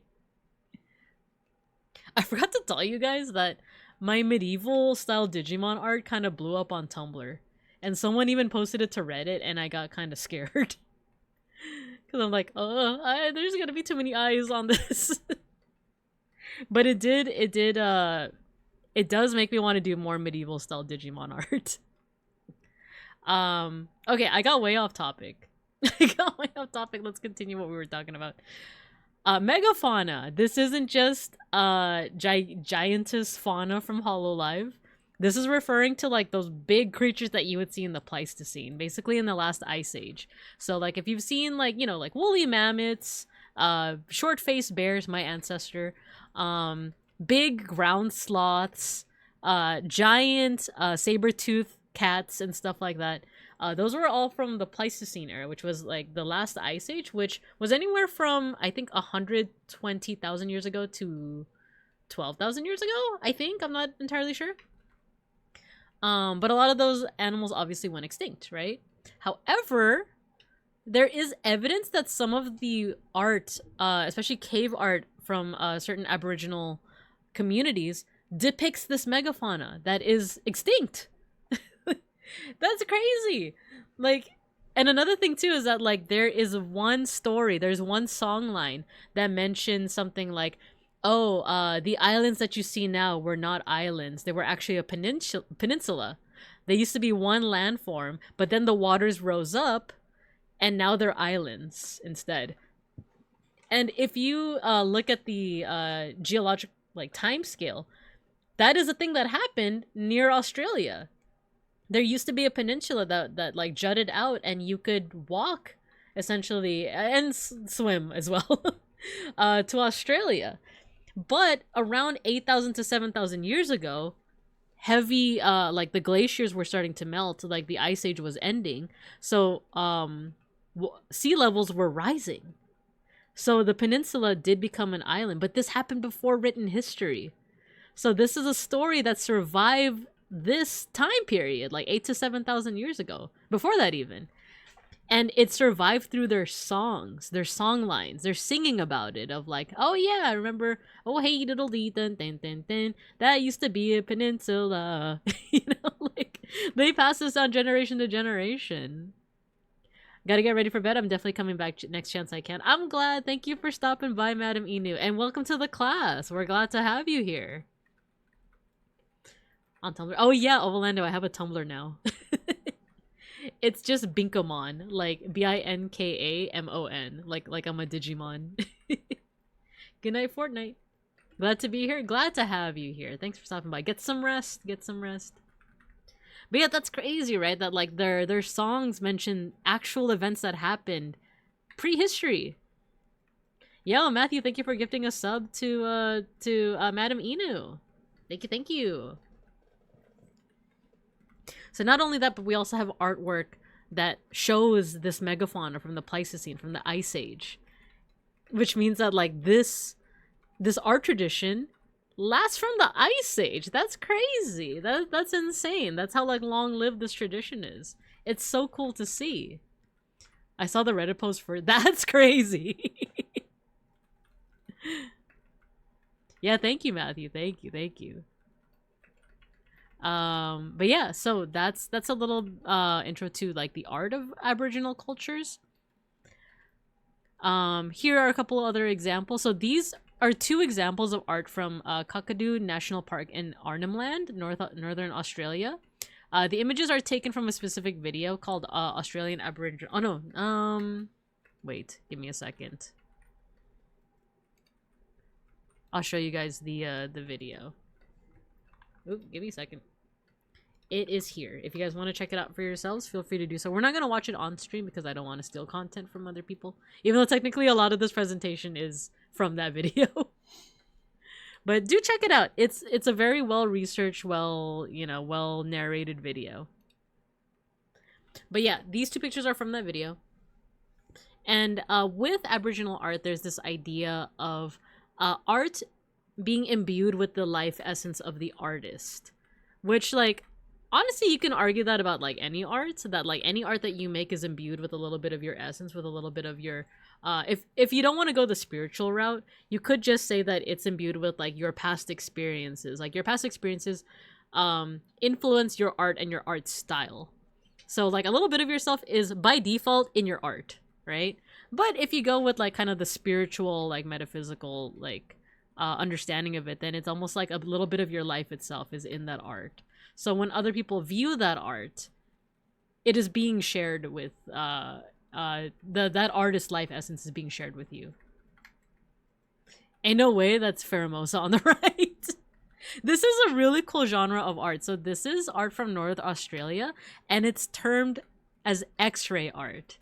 This is so sick. Like, this is so amazing because basically these are drawings where, like, it's a figure, But it also shows things like skeletal, well, the bones, your skeleton, but also muscles. And it's not always like 100% like anatomically accurate because it's not meant to. It's just more so to show that like, oh, these creatures, including human beings and maybe even gods, goddesses, and ancestral spirits, they have an inner spirit to them. They have inner anatomy to them. So this is kind of like helping with that understanding. But it also has a practical purpose of showing like, oh yeah, if they're drawing like an animal and like an x-ray version of it, it's showing which parts are like edible, you know? So like, let's say that the song lines have led you to a certain part of, I don't know, inner Australia where it's baking hot. You find shelter in a cave and you see this x-ray art. And you just so happen to, I don't know, luck yourself into getting an animal carcass. Right? You look at this image and you're able to tell what are the meaty parts that you can eat, right? So not only is this kind of like an example of art that kind of like builds on this idea of like inner spirit, but it also has a practical purpose. And I just think that's neat. So yeah. Let's see, next slide. But yeah, just the idea of x-ray art is very cool. Continuity of art. This is the next part. We are gonna have an ad break coming up pretty soon. I'm looking at the timer right now. No, actually, no, just kidding. It's actually like 20 minutes from now. I'm looking at the presentation timer. So this next slide is continuity of art. These are a couple more examples from that video that I linked in the chat. And as you can see from this picture, they both show European style ships. Now, this might be confusing because we were talking about megafauna. We're talking about things from like the Ice Age. Clearly very ancient stuff, right? But it doesn't stay ancient, is the thing. The dream time, the song lines, the stories, once again, it exists outside of time. So it's stuff that's happening in the past, present, and future. So there's no reason to stop this practice in contemporary times. The reason why these ships look European is because they are. These are actually artworks that were made when the Europeans came. Time? Dr. Freeman, is it really that time again? Yes, it exists outside of time. But yeah, so as you can see, there's European style ships. So people were still making art up until, I actually don't know when did the Europeans arrive? Let me look this up real quick. When did Europeans arrive in Australia? 1606. So you have an art tradition that predates written history. It even goes back as far as like, you know, megafauna and like floods because of like the end of the Ice Age and stuff like that. However, it was still going even into like the 1600s and 1700s, and guess what, even into nowadays. So this is a continuous art tradition, one of the oldest in the world. So let me see what else. Yeah, so like these contemporary like petroglyphs and rock paintings depict European ships. It also shows like species that were introduced to Australia, like dingoes and horses, for example. And another thing with this art is that it's also, while some parts of it are permanent because they're etched in rock, other parts are meant to be ephemeral. Quite the opposite. Like they're meant to like not stay for long. So what I put here is that there's also an ephemeral quality to some of the art media, aka sand painting. So for example, if you're like making symbols in the sand, right, that's known as sand painting. Body decoration, so the things that you put on your body, whether it be face paint or makeup or anything like that, is also a means of communication. And this is going to come into play when we get into talking about dot art, actually. Because like some of these things are ephemeral because they're meant to be secret and sacred. So for example, if you want the future generations to know about your super secret symbol, that means, you know, like, oh, food is this way, you can draw it in the sand. Draw that symbol in the sand and then be like, all right, Binka Jr. This symbol that looks like a footprint means that food is in this direction. Okay? You understand that? We don't want anyone else finding out about this. We don't want Mr. Pancakes finding out. We don't want the other Babinkups to find out. Just between you and me, Binka Jr. No, you know what? I shouldn't use Binka Jr. I should use Pancakes. So Mr. Pancakes, and for any new students, this is our substitute teacher right next to me. This is Mr. Pancakes. He's my confidant. Mr. Pancakes, if you see this symbol in the sand that looks like a sun, that means there's food that way. Don't tell the babinkubs. Don't do it, alright? Don't do it. So, this is meant to be secret and sacred. And the cool thing with sand is that you could just wipe it away. And it's a secret. The only people that know now is me and Mr. Pancakes. You guys want to know where the food is? Too bad. And now you got butter on your hand. You're trying to pet him to get the secret out of him, and now you got butter on your hand. Is that what you wanted? Yeah, there is no Binka Jr. Not yet, at least. It's just Mr. Pancakes. It's just Mr. Pancakes. But yeah, keep that in mind. Keep that in mind. Butter hands. So keep that in mind when we talk about dot painting. 64 slices of American cheese. Oh, they found the cheese. Yum, yum, yum, yum. Yum, yum, yum, yum. Dang, they found the cheese. How could this happen to me? Alright, let's talk about dot painting. So, as you guys can see here... Oh. So, this sun picture means food. Now don't tell anyone by Binkups. Mr. Pancakes! That was about... I gave that to you in confidence. I gave that secret to you in confidence. Gosh darn it. Well, now you know. So, dot painting. This is kind of like the main quest over here. This is what I wanted to talk about. So, if you were to ask people about Aboriginal art nowadays, they would most likely answer with dot painting. This is probably one of the more well-known contemporary art forms from Aboriginal groups, and it's actually somewhat recent. It started in the 1970s. Before I move on, this person that you see over here, you might notice that, like, I'm presenting a random white man, not an Aboriginal artist. So originally there were pictures of Aboriginal artists and their works on this slide. However, I'm going to give a little bit of context with the slide right now, and I think, and I'll explain why it is that now it's just a picture of this white guy, Jeffrey Bardon.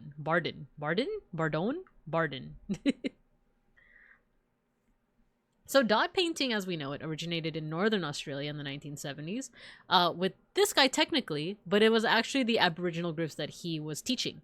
So he was a teacher. This is Jeffrey Bardon. He was a teacher to Aboriginal children and communities. And he noticed that when Aboriginal men were telling their stories, they would draw symbols in the sand, kind of like the example I gave you guys earlier. And he was very fascinated with this. So he actually encouraged these men to paint these symbols onto surfaces. He gave them paint, and he was like, why don't you paint it? That way, like, people will be able to see it and stuff. So they tried it out. They thought that was really neat, right? So, like, they were painting first on cardboard, and then eventually they would move on to bark and canvas. So they were showing these, like, really cool designs. However, do you remember what I said in the previous slide? Is that some of these symbols are meant to be ephemeral. They're not meant to stay there forever. They're meant to be secret, and they're meant to be sacred. So some of these symbols, some of these paintings were telling information about their community, their tribe, their country, right? Their families. They're basically like letting loose all of these secrets by painting them. So this was a bit of a crisis for these like Aboriginal artists who were enjoying the process, but realizing, wait, I just like it's them realizing they just dox themselves, right? Yeah, exactly, Orlando. They just dox themselves. You know, it's like, oh, this is cool. This painting stuff is pretty cool. This acrylic paint, yeah, very nice colors. Oh crap, it's not going away. Like, you know, they broke kayfabe. Yeah, exactly. So the solution, what they instead came up with, was dots. Was dot painting. So what they would do is they would abstract their art. Yeah, no control Z, exactly, right? So they continued to paint their stories, their symbols, their motifs and everything. But instead of just like leaving it out or changing it, they said, you know what, we're gonna hide it. We're gonna hide it amongst these dots. And that eventually developed into their own style. And then another thing that I put here is like when they continued to experiment with this, they found some shimmering effects. So we're going to take a look at a piece of art that demonstrates that. But before I get into that, this is a really cool artwork by a very famous dot painter named Clifford Possum Chapalchari. It's either Chapalchari or Japalchari. And then also with assistance from Tim Lura Chapalchari. So this is synthetic polymer paint on canvas, and this was made in 1976. And it's currently, or rather like my source for this is a museum in Australia. Let me see if I can get the source right now for you guys. This is NSW, I think this is New South Wales Art Gallery. Here, I'll show you guys. So yeah, and this is a really cool artwork because it actually features various stories and symbols from different Dreamtime stories. It's apparently also a very massive work. There's a cool video that kind of goes over some of the symbolism that you can find here, but there's also basically there's things like I chose this picture because like if you look carefully at like these white symbols, these are footprints. So a lot of the symbols that certain Aboriginal groups will use were animal footprints or human footprints. So yeah, it's pretty cool in that way that like if you know how to basically read the language of the dot paintings, it tells a whole story. So it's not only really cool aesthetic artwork, but it's also a piece of history. It is that example of like the song lines in the Dreamtime, you know? So another thing is the shimmering effects. Let's go ahead and take a look at this. So this is oh cool, they have a little like pronunciation guide over here. So this is Manyubi Marika. You know what, let me pause the music so we can get a good listen in on this. That was a little soft. Let me see if I can up the volume a little bit. So Wanyupi Marika, I believe is the name of the artist. And the name of the work itself is Dua Honeybee. But let's see how they pronounce it here. Dua Yarpan. So there you go. So this is based off of the honeybee. And if okay, let me take my cursor off. It's kind of zoomed in the corner there, but go ahead and just take a look at this really cool artwork. If you look at the artwork itself, it seems to have this like really cool shimmering effect to it. Like if you look at like over here, for example, when you zoom in, you can see things like dots and lines and shapes and stuff. When you zoom out, it almost like the way that it plays with its light colors, it's almost like seeing a piece of like shiny fabric in the wind. And that's just how it was designed. And another cool thing is that this is a pretty big piece of work. If you zoom in, you can also make out insects, so like the honeybee. So you kind of see it over here. It's a little bit hard to make out. I know that the image overall is kind of small, especially on my screen right now. But there's so much like little details here, like a bunch of little honeybees. This is kind of like inspired by the movement of honeybees and the way that they kind of like harvest and make their honey, they pollinate and stuff like that. So I don't know, just really cool, really cool. And then like I said, this shimmering effect is another thing they found by like just experimenting with this this paint style. Where is my slideshow?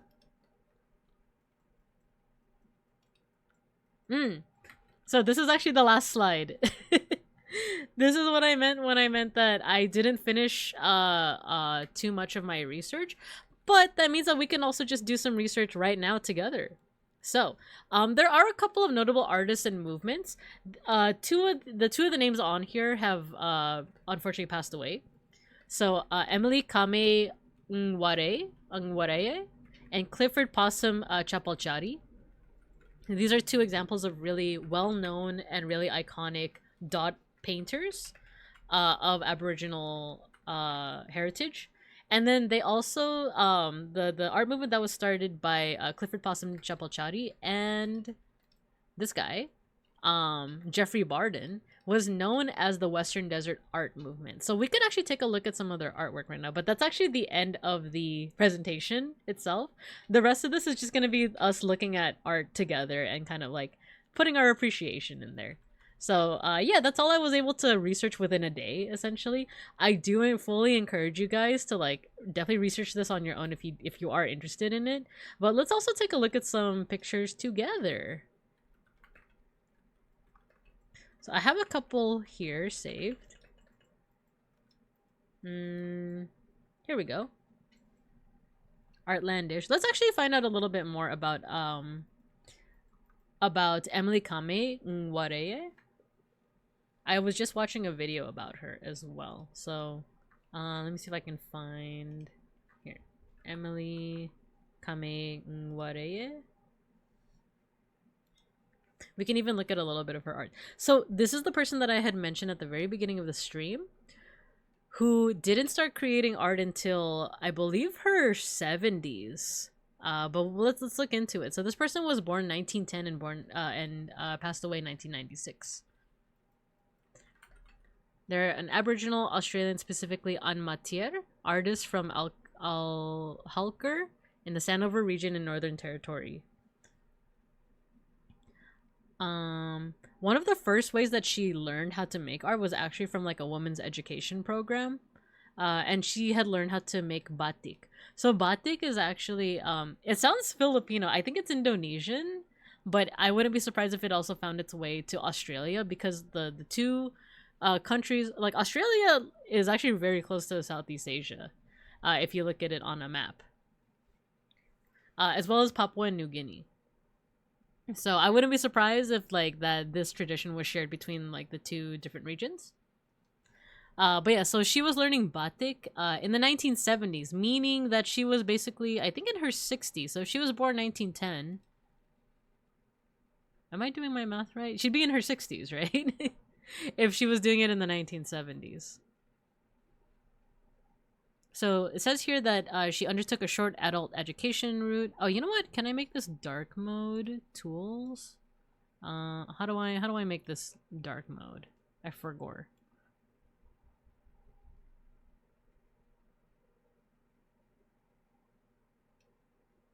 Actually, give me a second.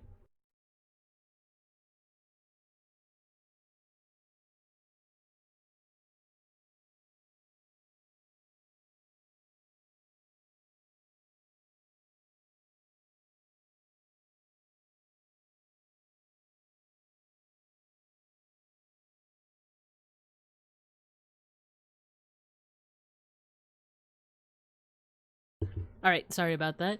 I felt a shake, and I wasn't sure if, like, Beans had just, like, moved his leg. But I felt a little bit of shake, and I was like, earthquake? But it might have just been, like, the neighbors. When I used to live with my parents, our apartment was right next to, like, a freeway. And there was also an alleyway behind the house. So whenever, like, the garbage truck was coming by, it would shake the apartment. Must have been the wind, exactly. Yeah, it feels a shake. The big one's here. Oh my gosh, especially with like the one in like southern Philippines. It's like scary. It's like, oh geez. By the way, my mom is from that region of the Philippines that got hit by the earthquake, but she had reported back that the family that still lived there, they didn't get affected by it, and our old family house didn't get affected at all. But it was scary. If you guys have seen like videos of that, it's crazy. So yeah, I am a little like concerned of like, oh, earthquake. But they've also been saying for the longest time that like, oh, the big one's coming, you know, the big one's coming. And at this point it's like, do you mean the big one as in like another 7.0 and above, or do you mean like Yellowstone? Do you mean like the apocalypse, you know? Or am I thinking of Yosemite? It's one of the super volcanoes, but whatever. Knock on wood, neither here nor there. Let's talk about art. Yeah, the Jollibee. I think I saw 2 videos where like 2 different Jollibees got like destroyed, and it was like, dang, that sucks. And like if you see like the people that escaped just in time, it's like, oh my gosh, thank God. But that's so scary to see, you know. Okay, so yeah, let's get back to Emily Kame. She was taking a adult education course. Sorry, I had to burp. And it included various creative practices, including tie-dye and batik. And batik is a really cool technique. So basically what it is it's painting fabrics but using wax. So wax resist is basically like if we like zoom in on, let's say, I think this one's pretty straightforward. Do you see like the white here? Consider that like the undyed fabric. Oh, actually we have a ad break coming up. But consider that the undyed fabric. So basically you would have to put wax on here and then you would say like dye it yellow, right? Or you would put it like wax here where like the other colors would be. And then you dye it yellow, and all the places where you don't want it to be painted, you just put wax over it, and then you take off the wax, and then you continue to like paint the rest of it. So it's a pretty cool technique. So basically she was taking those classes into her 60s, and that was one of the first times that she had like made art. So I think that's pretty cool. We do have an ad break coming up, and I do want to get some water and wash my nose again. So I'm gonna put you guys in recess. And then we'll come back, we'll do a little bit more research together, and then I think we'll call it from there. Because I do want to look at more dot art, more examples of dot art.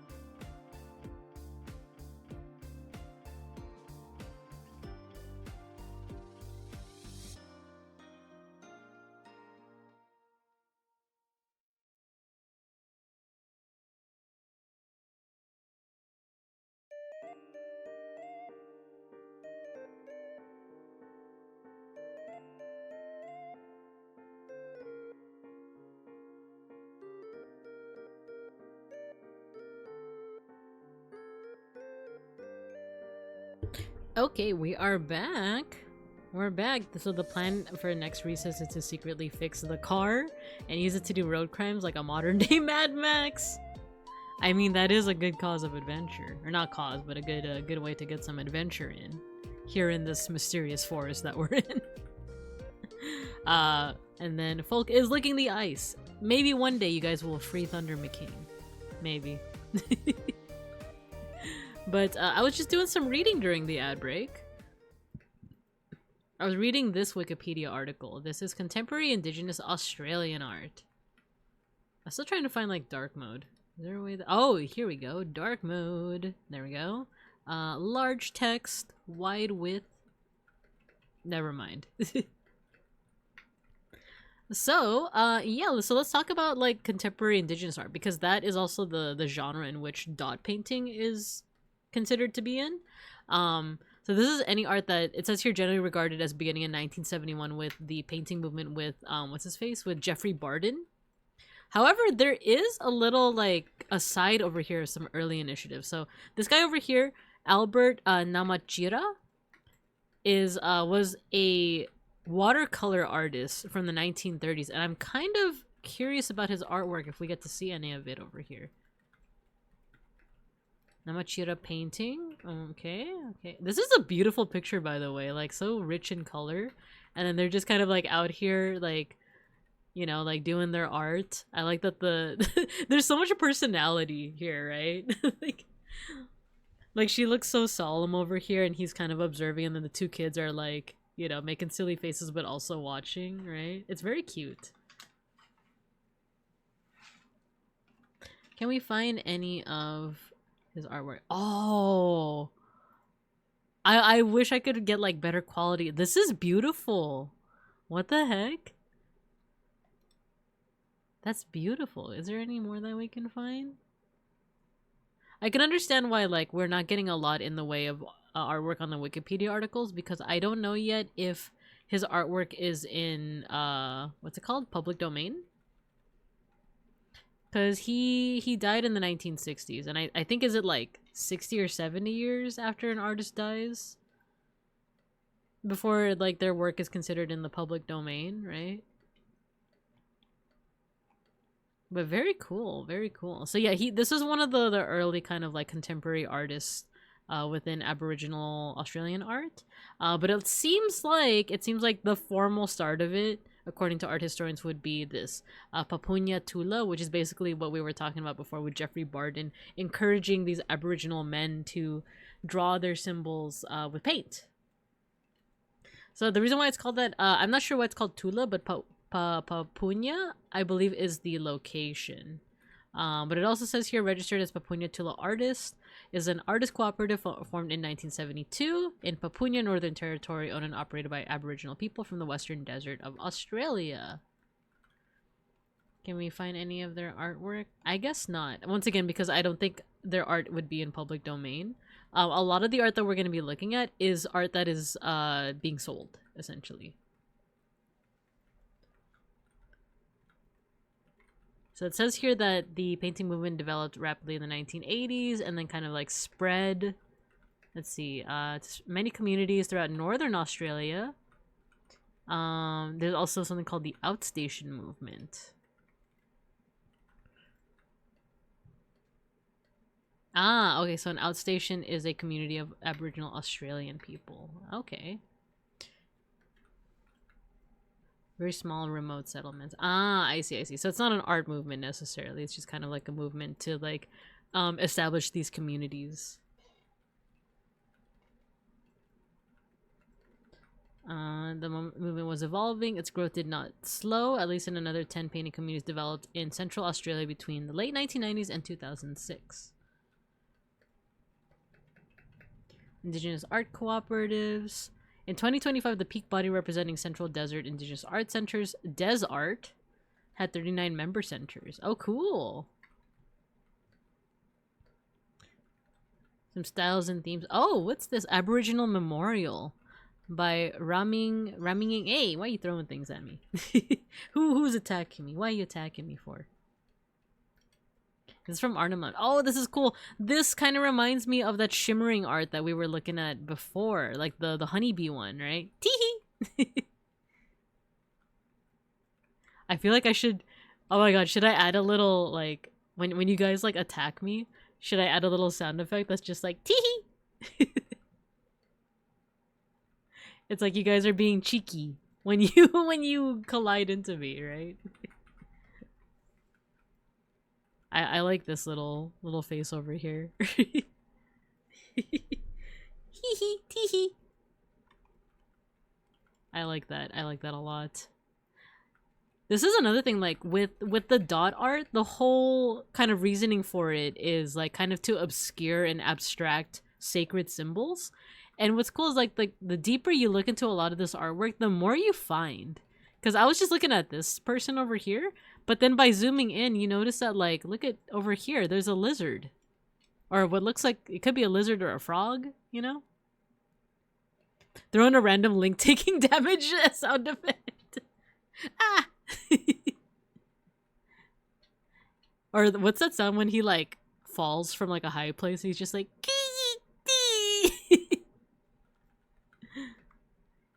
dang, the more this is like art that's meant to be looked at very slowly, you know, because like the more you look at it, the more you find like these flower shapes over here. Looks like a turtle shape over here. There's so much hidden here. It's almost like looking into like a forest, you know? And the deeper you look into it, the more you're able to see. Very cool stuff.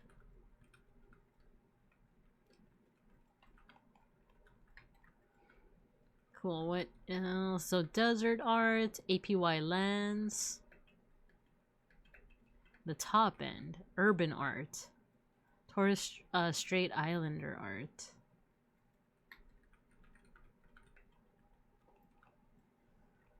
All right, let's see if we can look at some specific artworks. So a lot of this is going to be stuff that is being sold, for very high prices, and you know they deserve those high prices. But like, you know, if you're interested, here's the wait. Why isn't it? Dang it!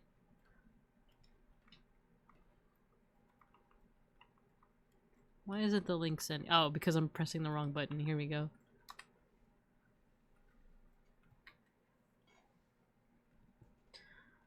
So here are some examples of like contemporary Aboriginal artists over here. So you have April Nulgit, Devinder Hart, Eddie Blintner, Mark Nodea, Gabriella Possum Nungurai, who is also the daughter of Clifford Possum Chapalchari. So we saw that artwork earlier from Clifford, and this is his daughter Gabriella.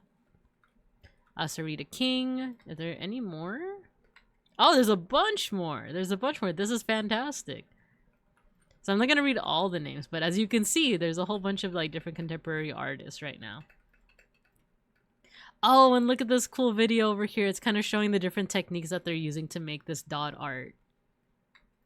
So that's another thing that I wanted to show you guys too, of like when I was decorating these slides today, I was trying to see if I can imitate dot art, and at first it actually was a bit of a challenge, but I did find a way if you at least want to imitate it in stuff like Google Slides, you know.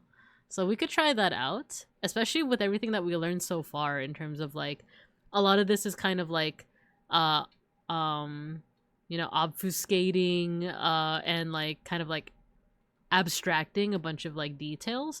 So maybe we can like have a symbol of our own that like not necessarily wouldn't be sacred, but just is important. I was thinking something like my little sun bear pin on my jacket, right? And then maybe we make some kind of dot art with that.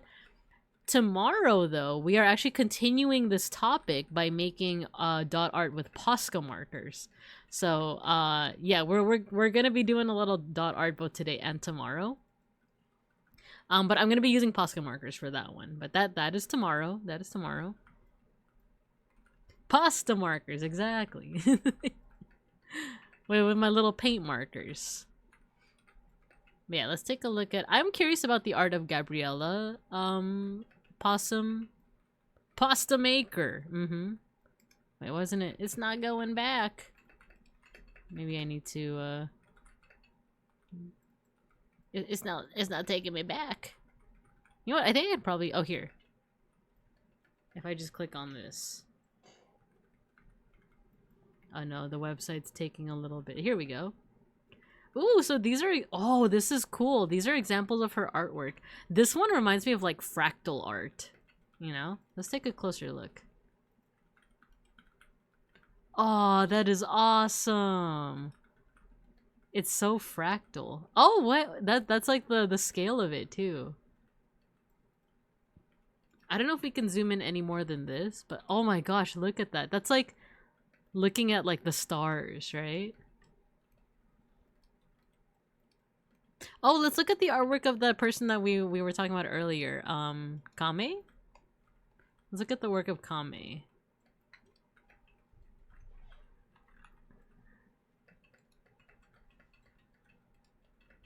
Over here. Deny all. Oh, this is like effervescent. This is like so cool. So yeah, it's never too late to get into art. She didn't start until her 60s, and look at this artwork. From a distance, it's such a different vibe from a distance compared to like up close. So let's see if we can zoom in a little bit more. Oh, it's actually not letting me zoom in. Some of these are just showing like the line work. This one's fantastic. Like, look at those colors that she's using. I want so badly to like zoom in. Can we? Ooh, we can zoom in on this one actually. Oh my gosh, those colors, she's using complementary colors. So like there's like a pink and a green. So it makes the other pop. And if you zoom in, look at each one of it's like pointillism, kind of like what Mauser said at the very beginning of the stream. It's very much like pointillism in a way. And you can see kind of like the underlying, almost like the skeleton that she like was working off, and the dots that she kind of overlaid on top as well. Oh my gosh, this is like so cool. So yeah, she's using this like vibrant green with this like kind of desaturated strawberry red, and they make each other pop. This is so cool. Was it like Fast Times at Ridgemont High with that scene with like the kids at the museum and this guy is looking at that one painting? I think it's like a Degas or something like that, and it uses pointillism, and it just like it just keeps cutting from him looking at the painting to like the painting itself, but closer and closer, you know? This is what that feels like, you know, where we first saw it from like this point of view, and then it's like, you know, and then it cuts to us, and then it cuts to the painting, and then it cuts to us, and then it cuts to the painting, you know? Like, it's such a different vibe all around. I think that's what's so cool about this kind of art style.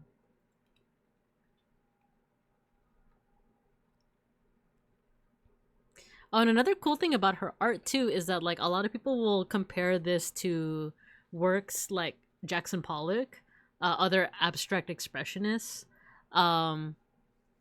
This even is giving like a little bit of Georgia O'Keeffe, right? But she made this in her 60s with kind of like no reference of that kind of art at all. So this is entirely organically like her own creation that is informed by her culture and like this idea of like the dream time. So it's so unique for that reason as well, right?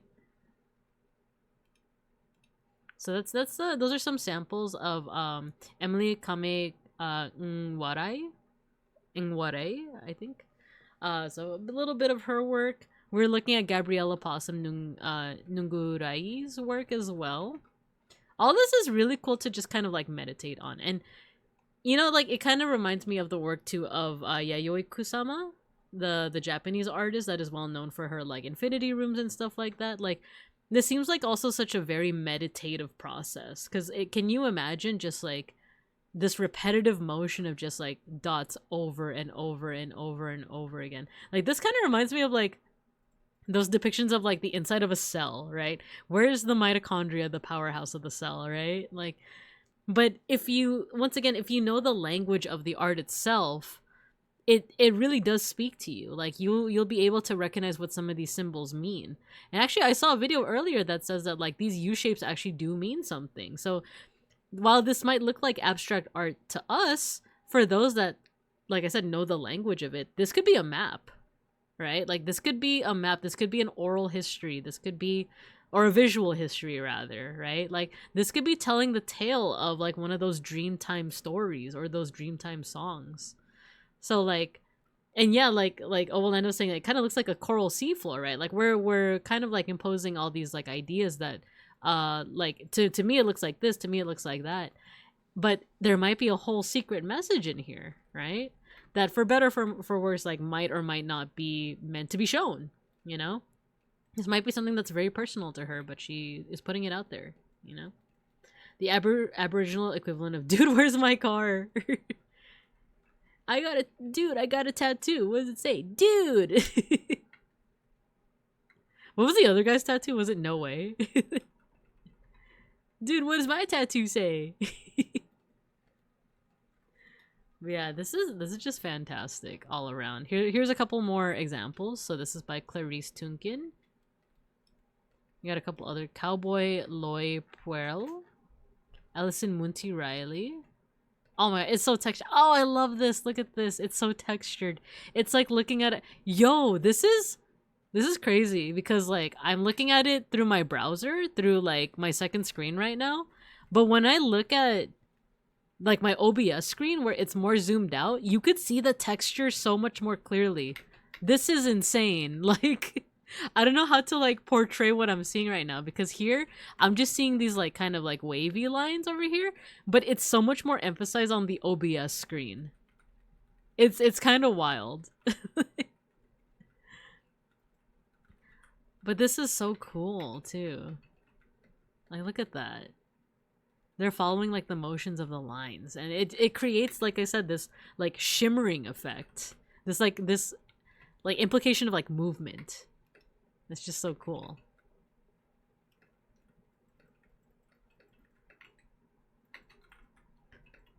And these aren't GIFs either. These aren't GIFs. These are all like, you know, static images, but they have so much like movement to them. It's almost like it's vibrating. Like you could feel it vibrating.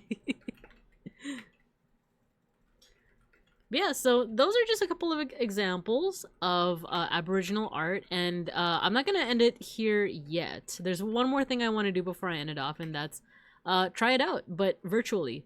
So let's try it out via Google Slides. I'm gonna go ahead and put the screen away. Though I will open up a YouTube page so that we can also mosh. I wonder if there's like Aboriginal like metal. There has to be, right? Ooh, Australia's heavy metal gangs of Wadai. Alien weaponry. Kaitangan ata. Ooh, okay. I think I know what we're gonna be moshing to. But let's make some art first before we run off, right? Okay, so let me do this. I was trying to look up if Mr. Nicky had a song about Aboriginals. Unfortunately, he does not. Gotta bounce, but I enjoyed the presentation. Have a lovely stream. Gojikins, thank you for recommending this topic. This was one of those like situations where I was looking at like the artwork and I was just constantly hold on, let me put the I was just constantly looking like this the entire time. My eyes were sparkling and I was just in awe. Thank you so much for recommending this. But yeah, we're gonna have a little bit more tomorrow as well when we try it with Posca markers. So thank you. Have a good one, Gojikins. And yeah, let's try it out on Google Slides real quick. Yeah, have a good night. Binka's stuck pogging. Binka's back in pog form. Okay, here you can see my secrets. You can see how I constructed all of this. I love this stuff. We had a couple prints in our house growing up. Oh, that's so cool. That's so cool. Here, now you make a new slide. Alright, so to make this one, what I did first was I got here just a circle, and I'm holding down the shift key so that it keeps it as a circle and not an oval. And it starts out as a gray circle with like a black border, but you can actually take out that border. You can make it transparent. I'm gonna make this white. So we don't need it centered yet. So I'm gonna take the circle tool again, actually, and I'm gonna draw around the circle that we already have. And the cool thing about Google Slides is that there are guides. So what I mean by that is that if I move the shape, if you see that red line, it's a very thin red line, but if you see it, it's basically aligning it with the shape that was already there. There we go. So what I'm gonna do is I'm going to take out this like gray part right here. I'm gonna make it transparent, and you can see the white circle again.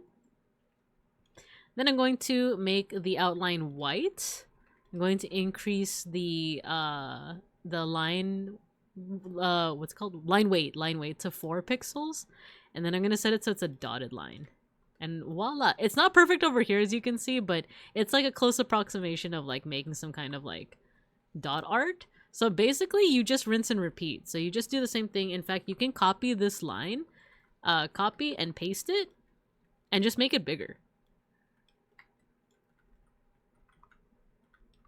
Actually, let me do this. Let me hold shift.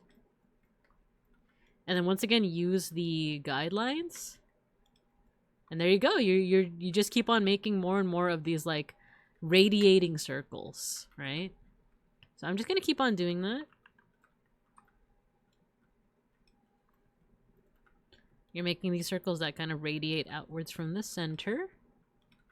And here's the fun part. We made 1, 2, 3 dotted lines, right? Let's make another one, but let's change the color and see what happens.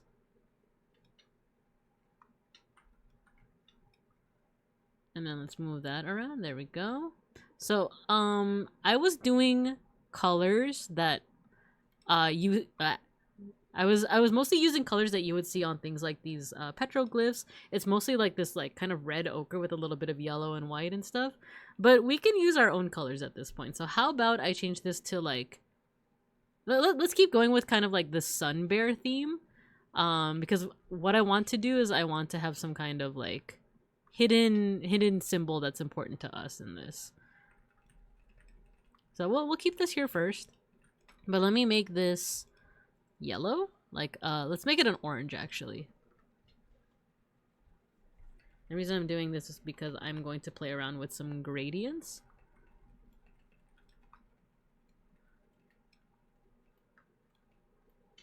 So let's change this to yellow. There we go. And let's do it again. By the way, to zoom in on Google Slides, I'm basically just holding the control key and using my scroll wheel. There you go. Let's make this a brighter yellow. Maybe something like that.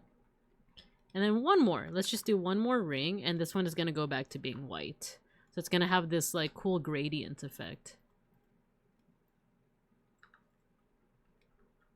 So let's make this white. And there you go. Look, it almost looks like a firework, right? And the cool thing is, I'm going to right click and group them all together. So we can just do it over and over again. But part of making dot art, at least like from my impression of it, is also this kind of like meditative process to it. So let's play around with this a little bit. I want to hide a little symbol here. Maybe not a hidden Mickey, but maybe like a hidden Binka. And to do that, I might use some lines. So let's try to make a bear shape.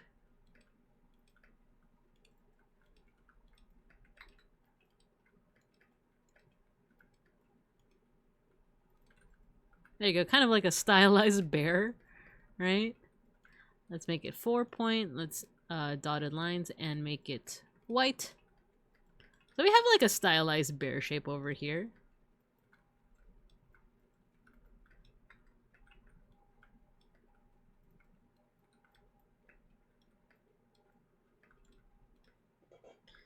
So we can keep playing around with this. Another thing that we could do is we could just keep on kind of repeating this this process, but going inside rather than outside. Here we started with like a central shape, and then we kept on expanding outwards.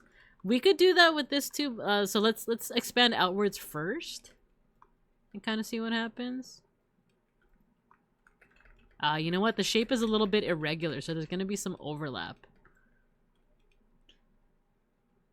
So instead, we could just, if we want this to also be kind of like a meditative experience for it and not just a lot of copy paste, we could just manually use like the line tool and just keep on tracing that shape.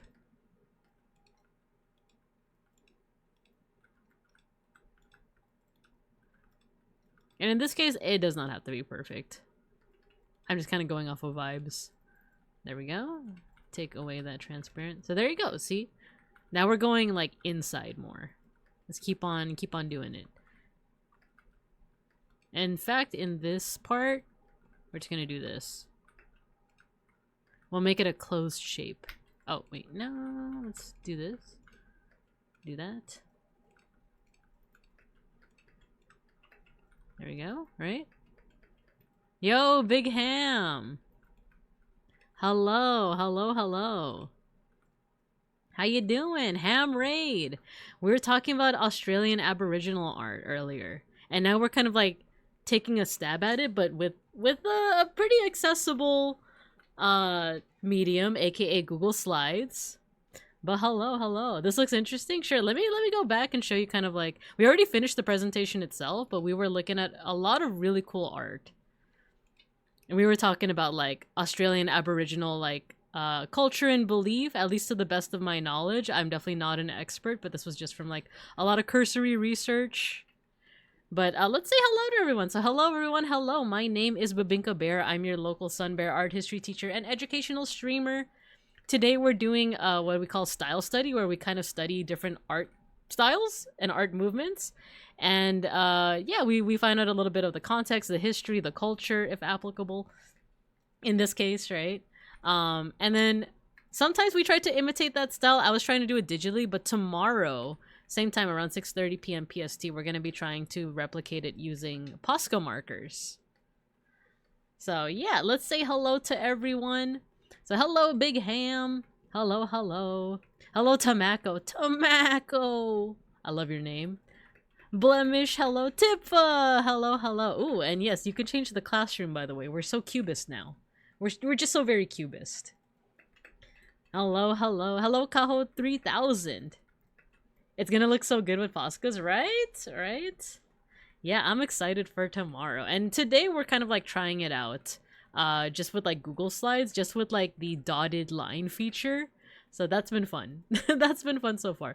And Big Ham, if you have to do any kind of post-stream, post-raid care, no worries at all. Thank you for trusting me with your communities. I love your model. Sunbears are so funny. We really are, right? I know lots of people think that we're just people in bear outfits, but it's not true. We are, in fact, bears. And we do like the sun. So yeah. So thank you for that. Thank you. But yeah, for those that missed the presentation before, I'll just do like a quick kind of like run through of like what we discussed earlier. I think one of the coolest thing with like Aboriginal, like Australian stuff. Oh, and by the way, if we do have any Aboriginal or Torres Strait Islander viewers, do be warned that the stream does contain images and names of deceased persons, just in case that is something that that you might be sensitive to. And that my knowledge on this topic is relatively surface level. I only did about a couple hours of like research on this. It's very surface level. I do encourage people that if this content interests you, do your own research as well. But I'm just kind of doing like a big broad strokes of the topic. And oh, do you want me to change my costume? Also, hello, Galahughes. Ham did a wonderful concert, but I was listening from the stadium across the street. Let's go. Okay, so Matthew wants me to change my model. But before Life to Dinka goes away, I hope you guys are aware that this was rigged. This model was rigged by the wonderful Big Ham herself. Look, she did such a great job. Look, watch this. Isn't that neat? Ain't no way she said doo-doo. Yo, Luminous Bard. Hello. Hold on, let me change my outfit really quick. The people want PNGinka. So I do have a PNG that is very, she's very floaty. So do give me a second to set that up real quick. PNGTuber remix.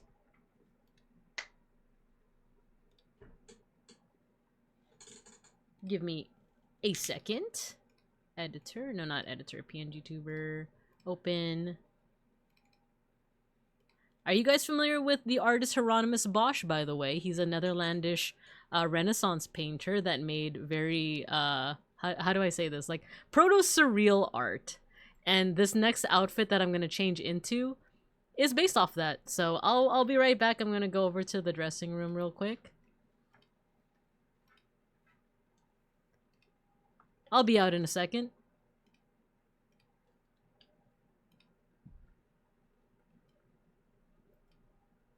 All right. How do I look? How do you guys like it? This is my PNG. Oh my goodness.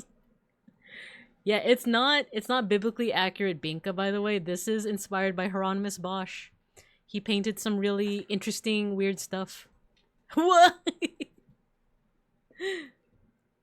I keep forgetting the old and new outfits don't mix. Yeah. You love it? I'm glad. Since funny models were mentioned. Yeah. Cherry Tomato Vogue. Yeah, you like my tomatoes? You like the tomatoes? But yeah, so this is based off art from the Netherlands. Let's go back to Australia. I was about to say biblically accurate.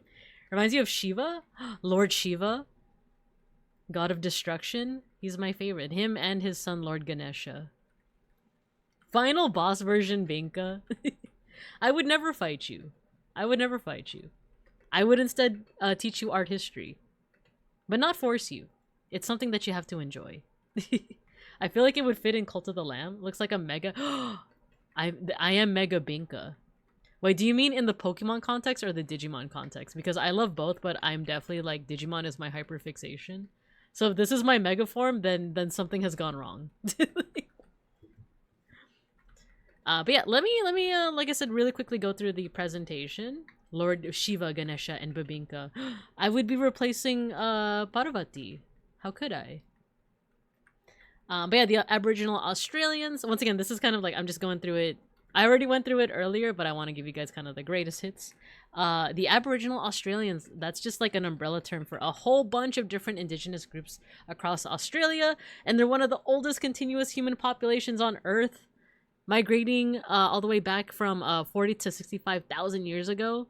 They got a lot of different groups, 500 to 600 different linguistic and territorial groups, 400 languages, and their art is very, very awesome.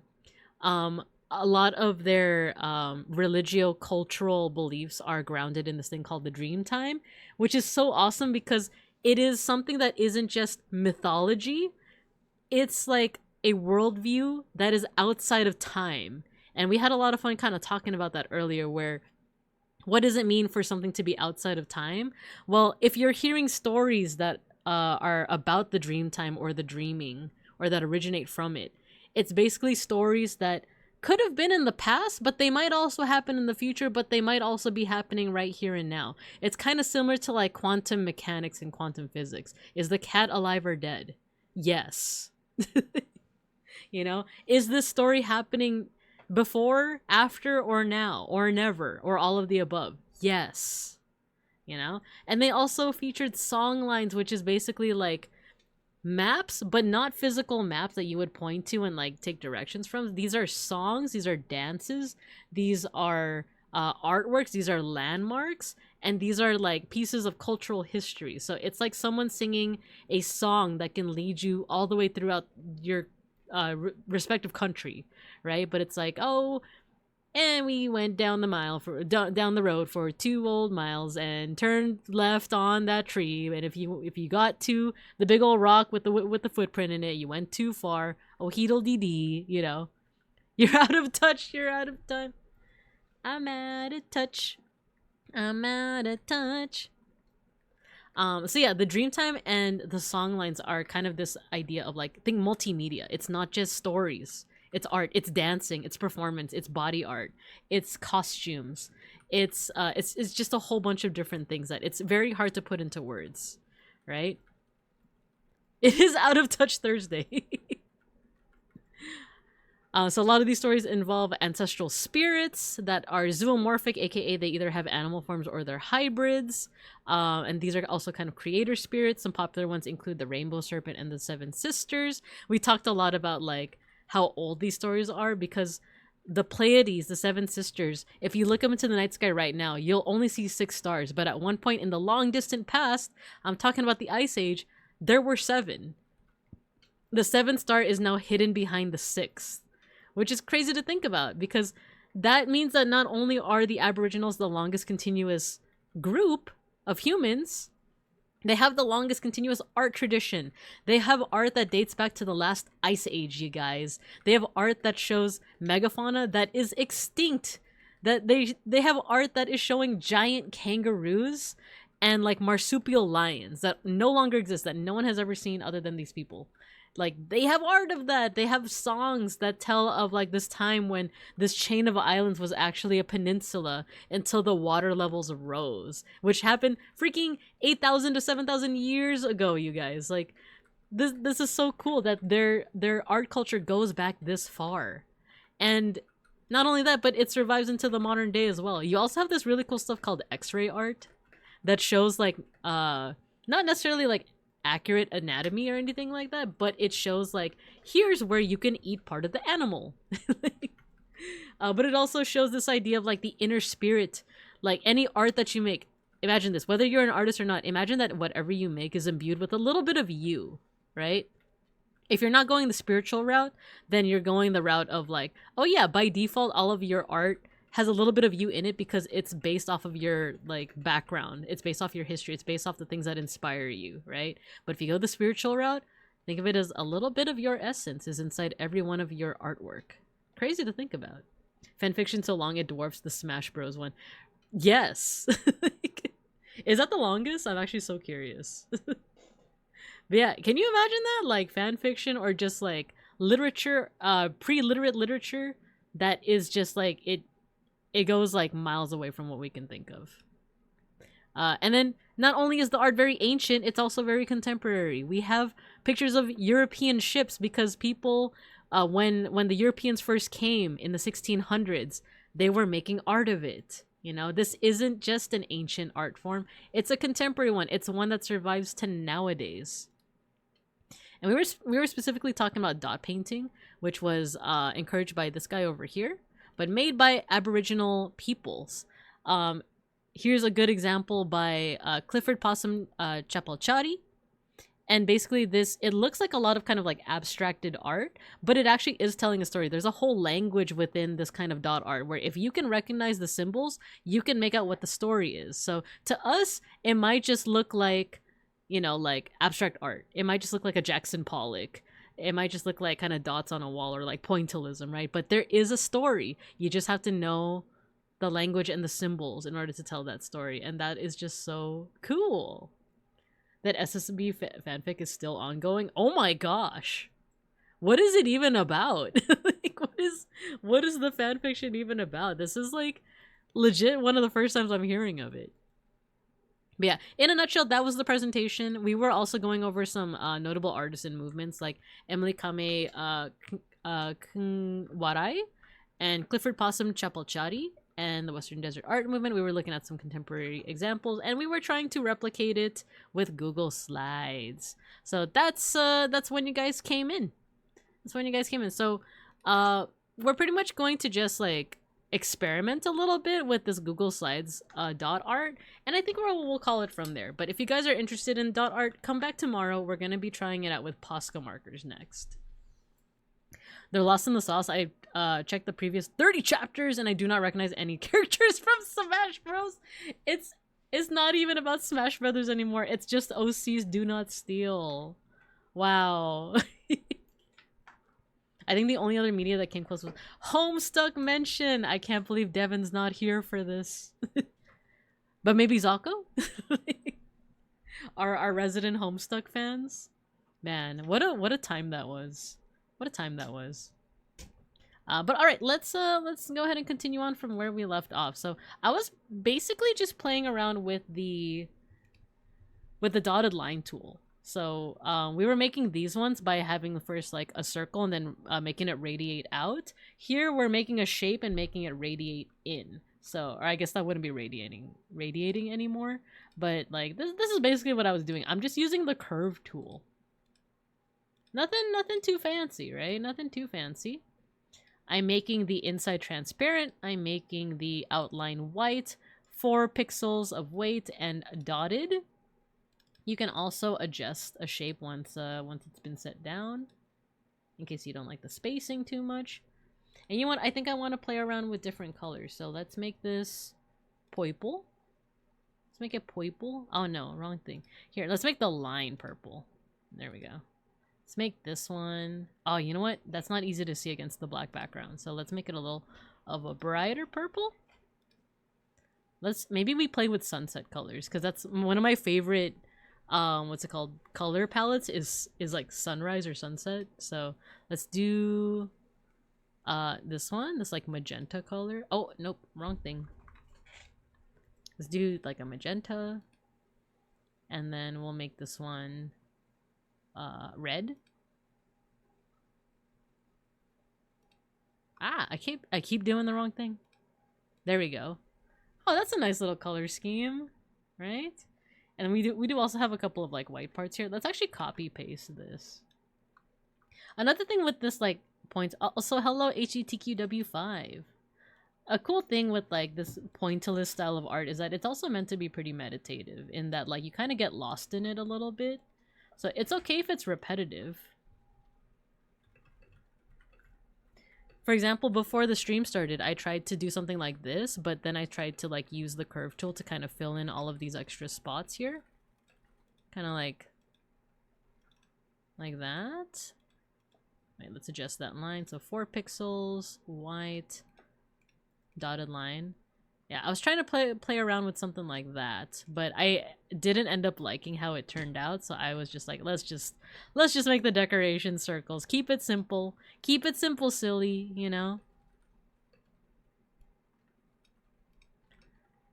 So there you go. We're like filling in this like empty space over here, right? So let's try it again. A little hack if you're trying to make designs with Google Slides is that if you want to repeat this line but with like a different line in and of itself, just highlight it, press the line tool or the curve tool, and it should copy the style that you already have set down. Like that, see?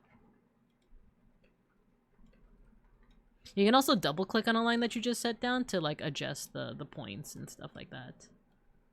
So pretty cool stuff. So once again, highlight it, click the line tool, draw your line.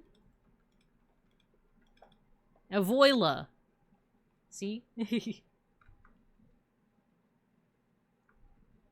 So we could keep doing this, like, you know, ad nauseum. Like, you could keep on filling in all this like blank space up until like there is no more negative space, right? I don't think that's what I'm gonna be doing. I am starting to get a little tired, so we actually might end stream relatively soonish.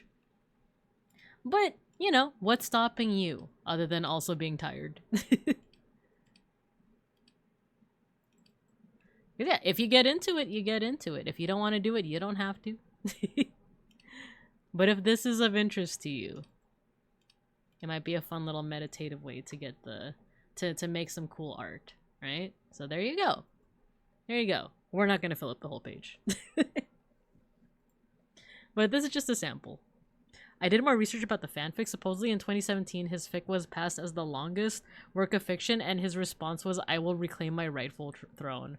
What surpassed him? Was it Homestuck? Like, what? I'm curious.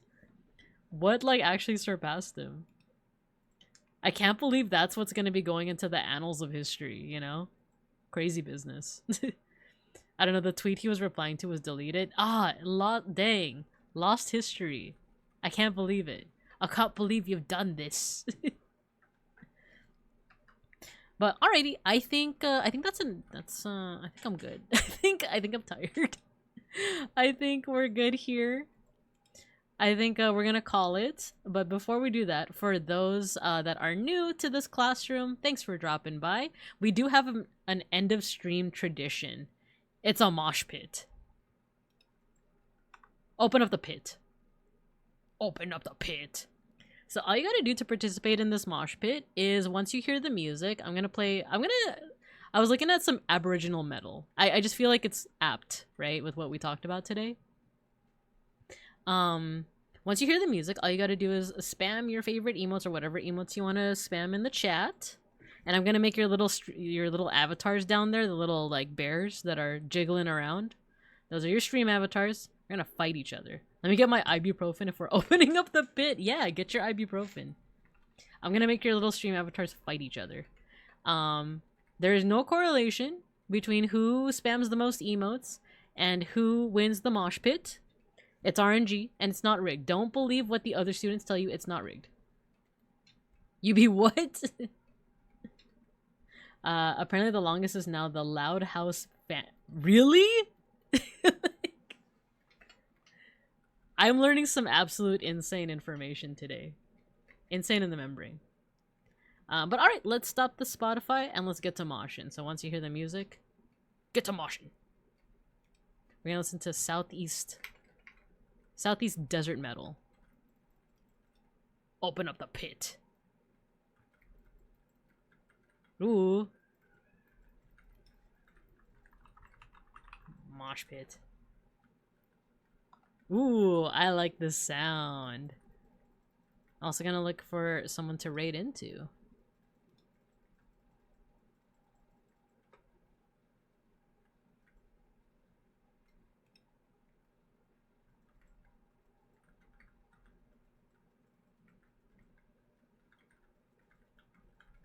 Yo, this sounds sick. This is awesome.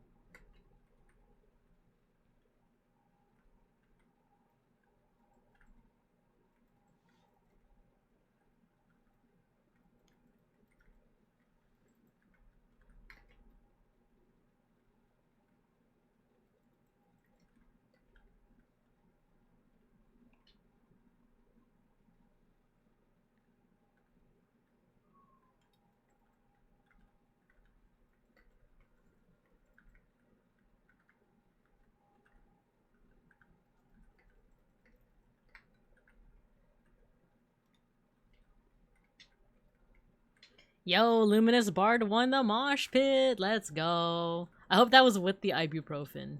And it looks like we still have plenty of time for another round.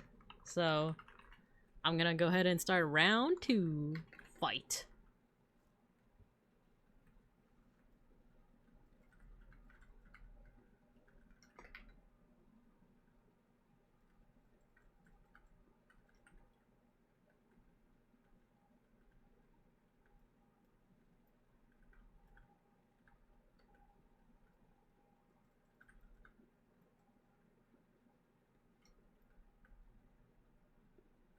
Good evening, George.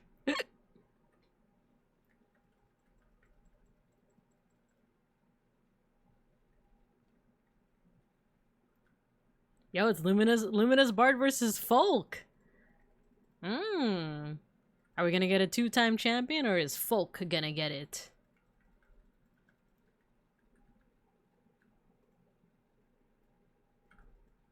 Oh, it's close. Oh, dang, that med pack was just about to hit, too. Folk wins the 2nd round. Do we have enough time for a 3rd? I think we do. I think we do. So far, we got Luminous Bard winning round 1. We got Folk Zalbera winning round 2. And now it's round 3. Ready? Fight.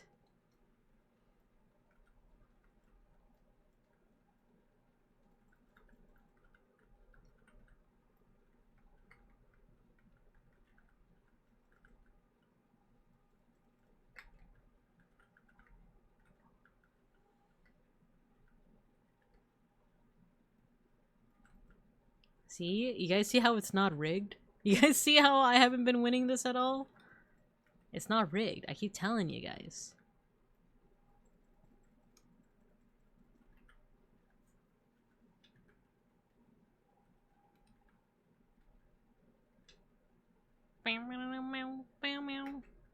Oh, it's George versus HDTQW5. Who's gonna get it?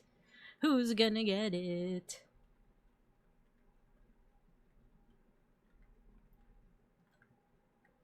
Ooh, it's getting the med pack. Ooh, I actually couldn't tell. I think HDTQ did. Yeah, I think it was HDTQW5. They won the mosh pit. Woo! And it doesn't look like we have enough time for a round 4. But we got 3 different winners, once again proving that the mosh pit is not rigged. It's not.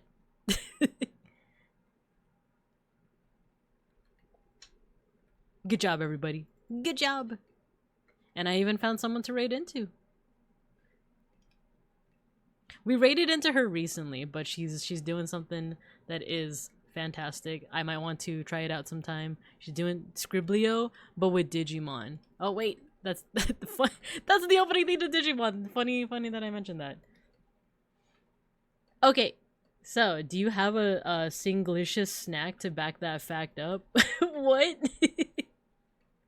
What do you mean? Like a craft single? No, wait, I'm not. No, we're not doing it. We're not doing it. No 72 slices of cheese, even though I love that. But alright, guys, thanks for stopping by. I hope you guys enjoyed this brief, broad strokes. This brief look into Aboriginal art. Once again, it's so fascinating to me. So big shout out to Gojikins for recommending this topic. We're gonna go ahead and my subtitles aren't working, my captions aren't working. We're gonna go ahead and raid into Aria VT. She is a Digimon streamer and she's currently playing Scribblio with her chat. So if you really know Digimon and you wanna draw some Digimon, join. I might join. We'll see. But we're gonna go ahead and raid. I'll see you guys tomorrow for some more dot art with Posca markers. I hope you guys have a good morning, afternoon, and evening. And as always, I'll see you guys when I see you guys. Bye-bye. Digimon heckles, yeah. Otsubinka. We raid. Oh, and there's the raid message. Bye-bye. Thank you, everyone. Thank you.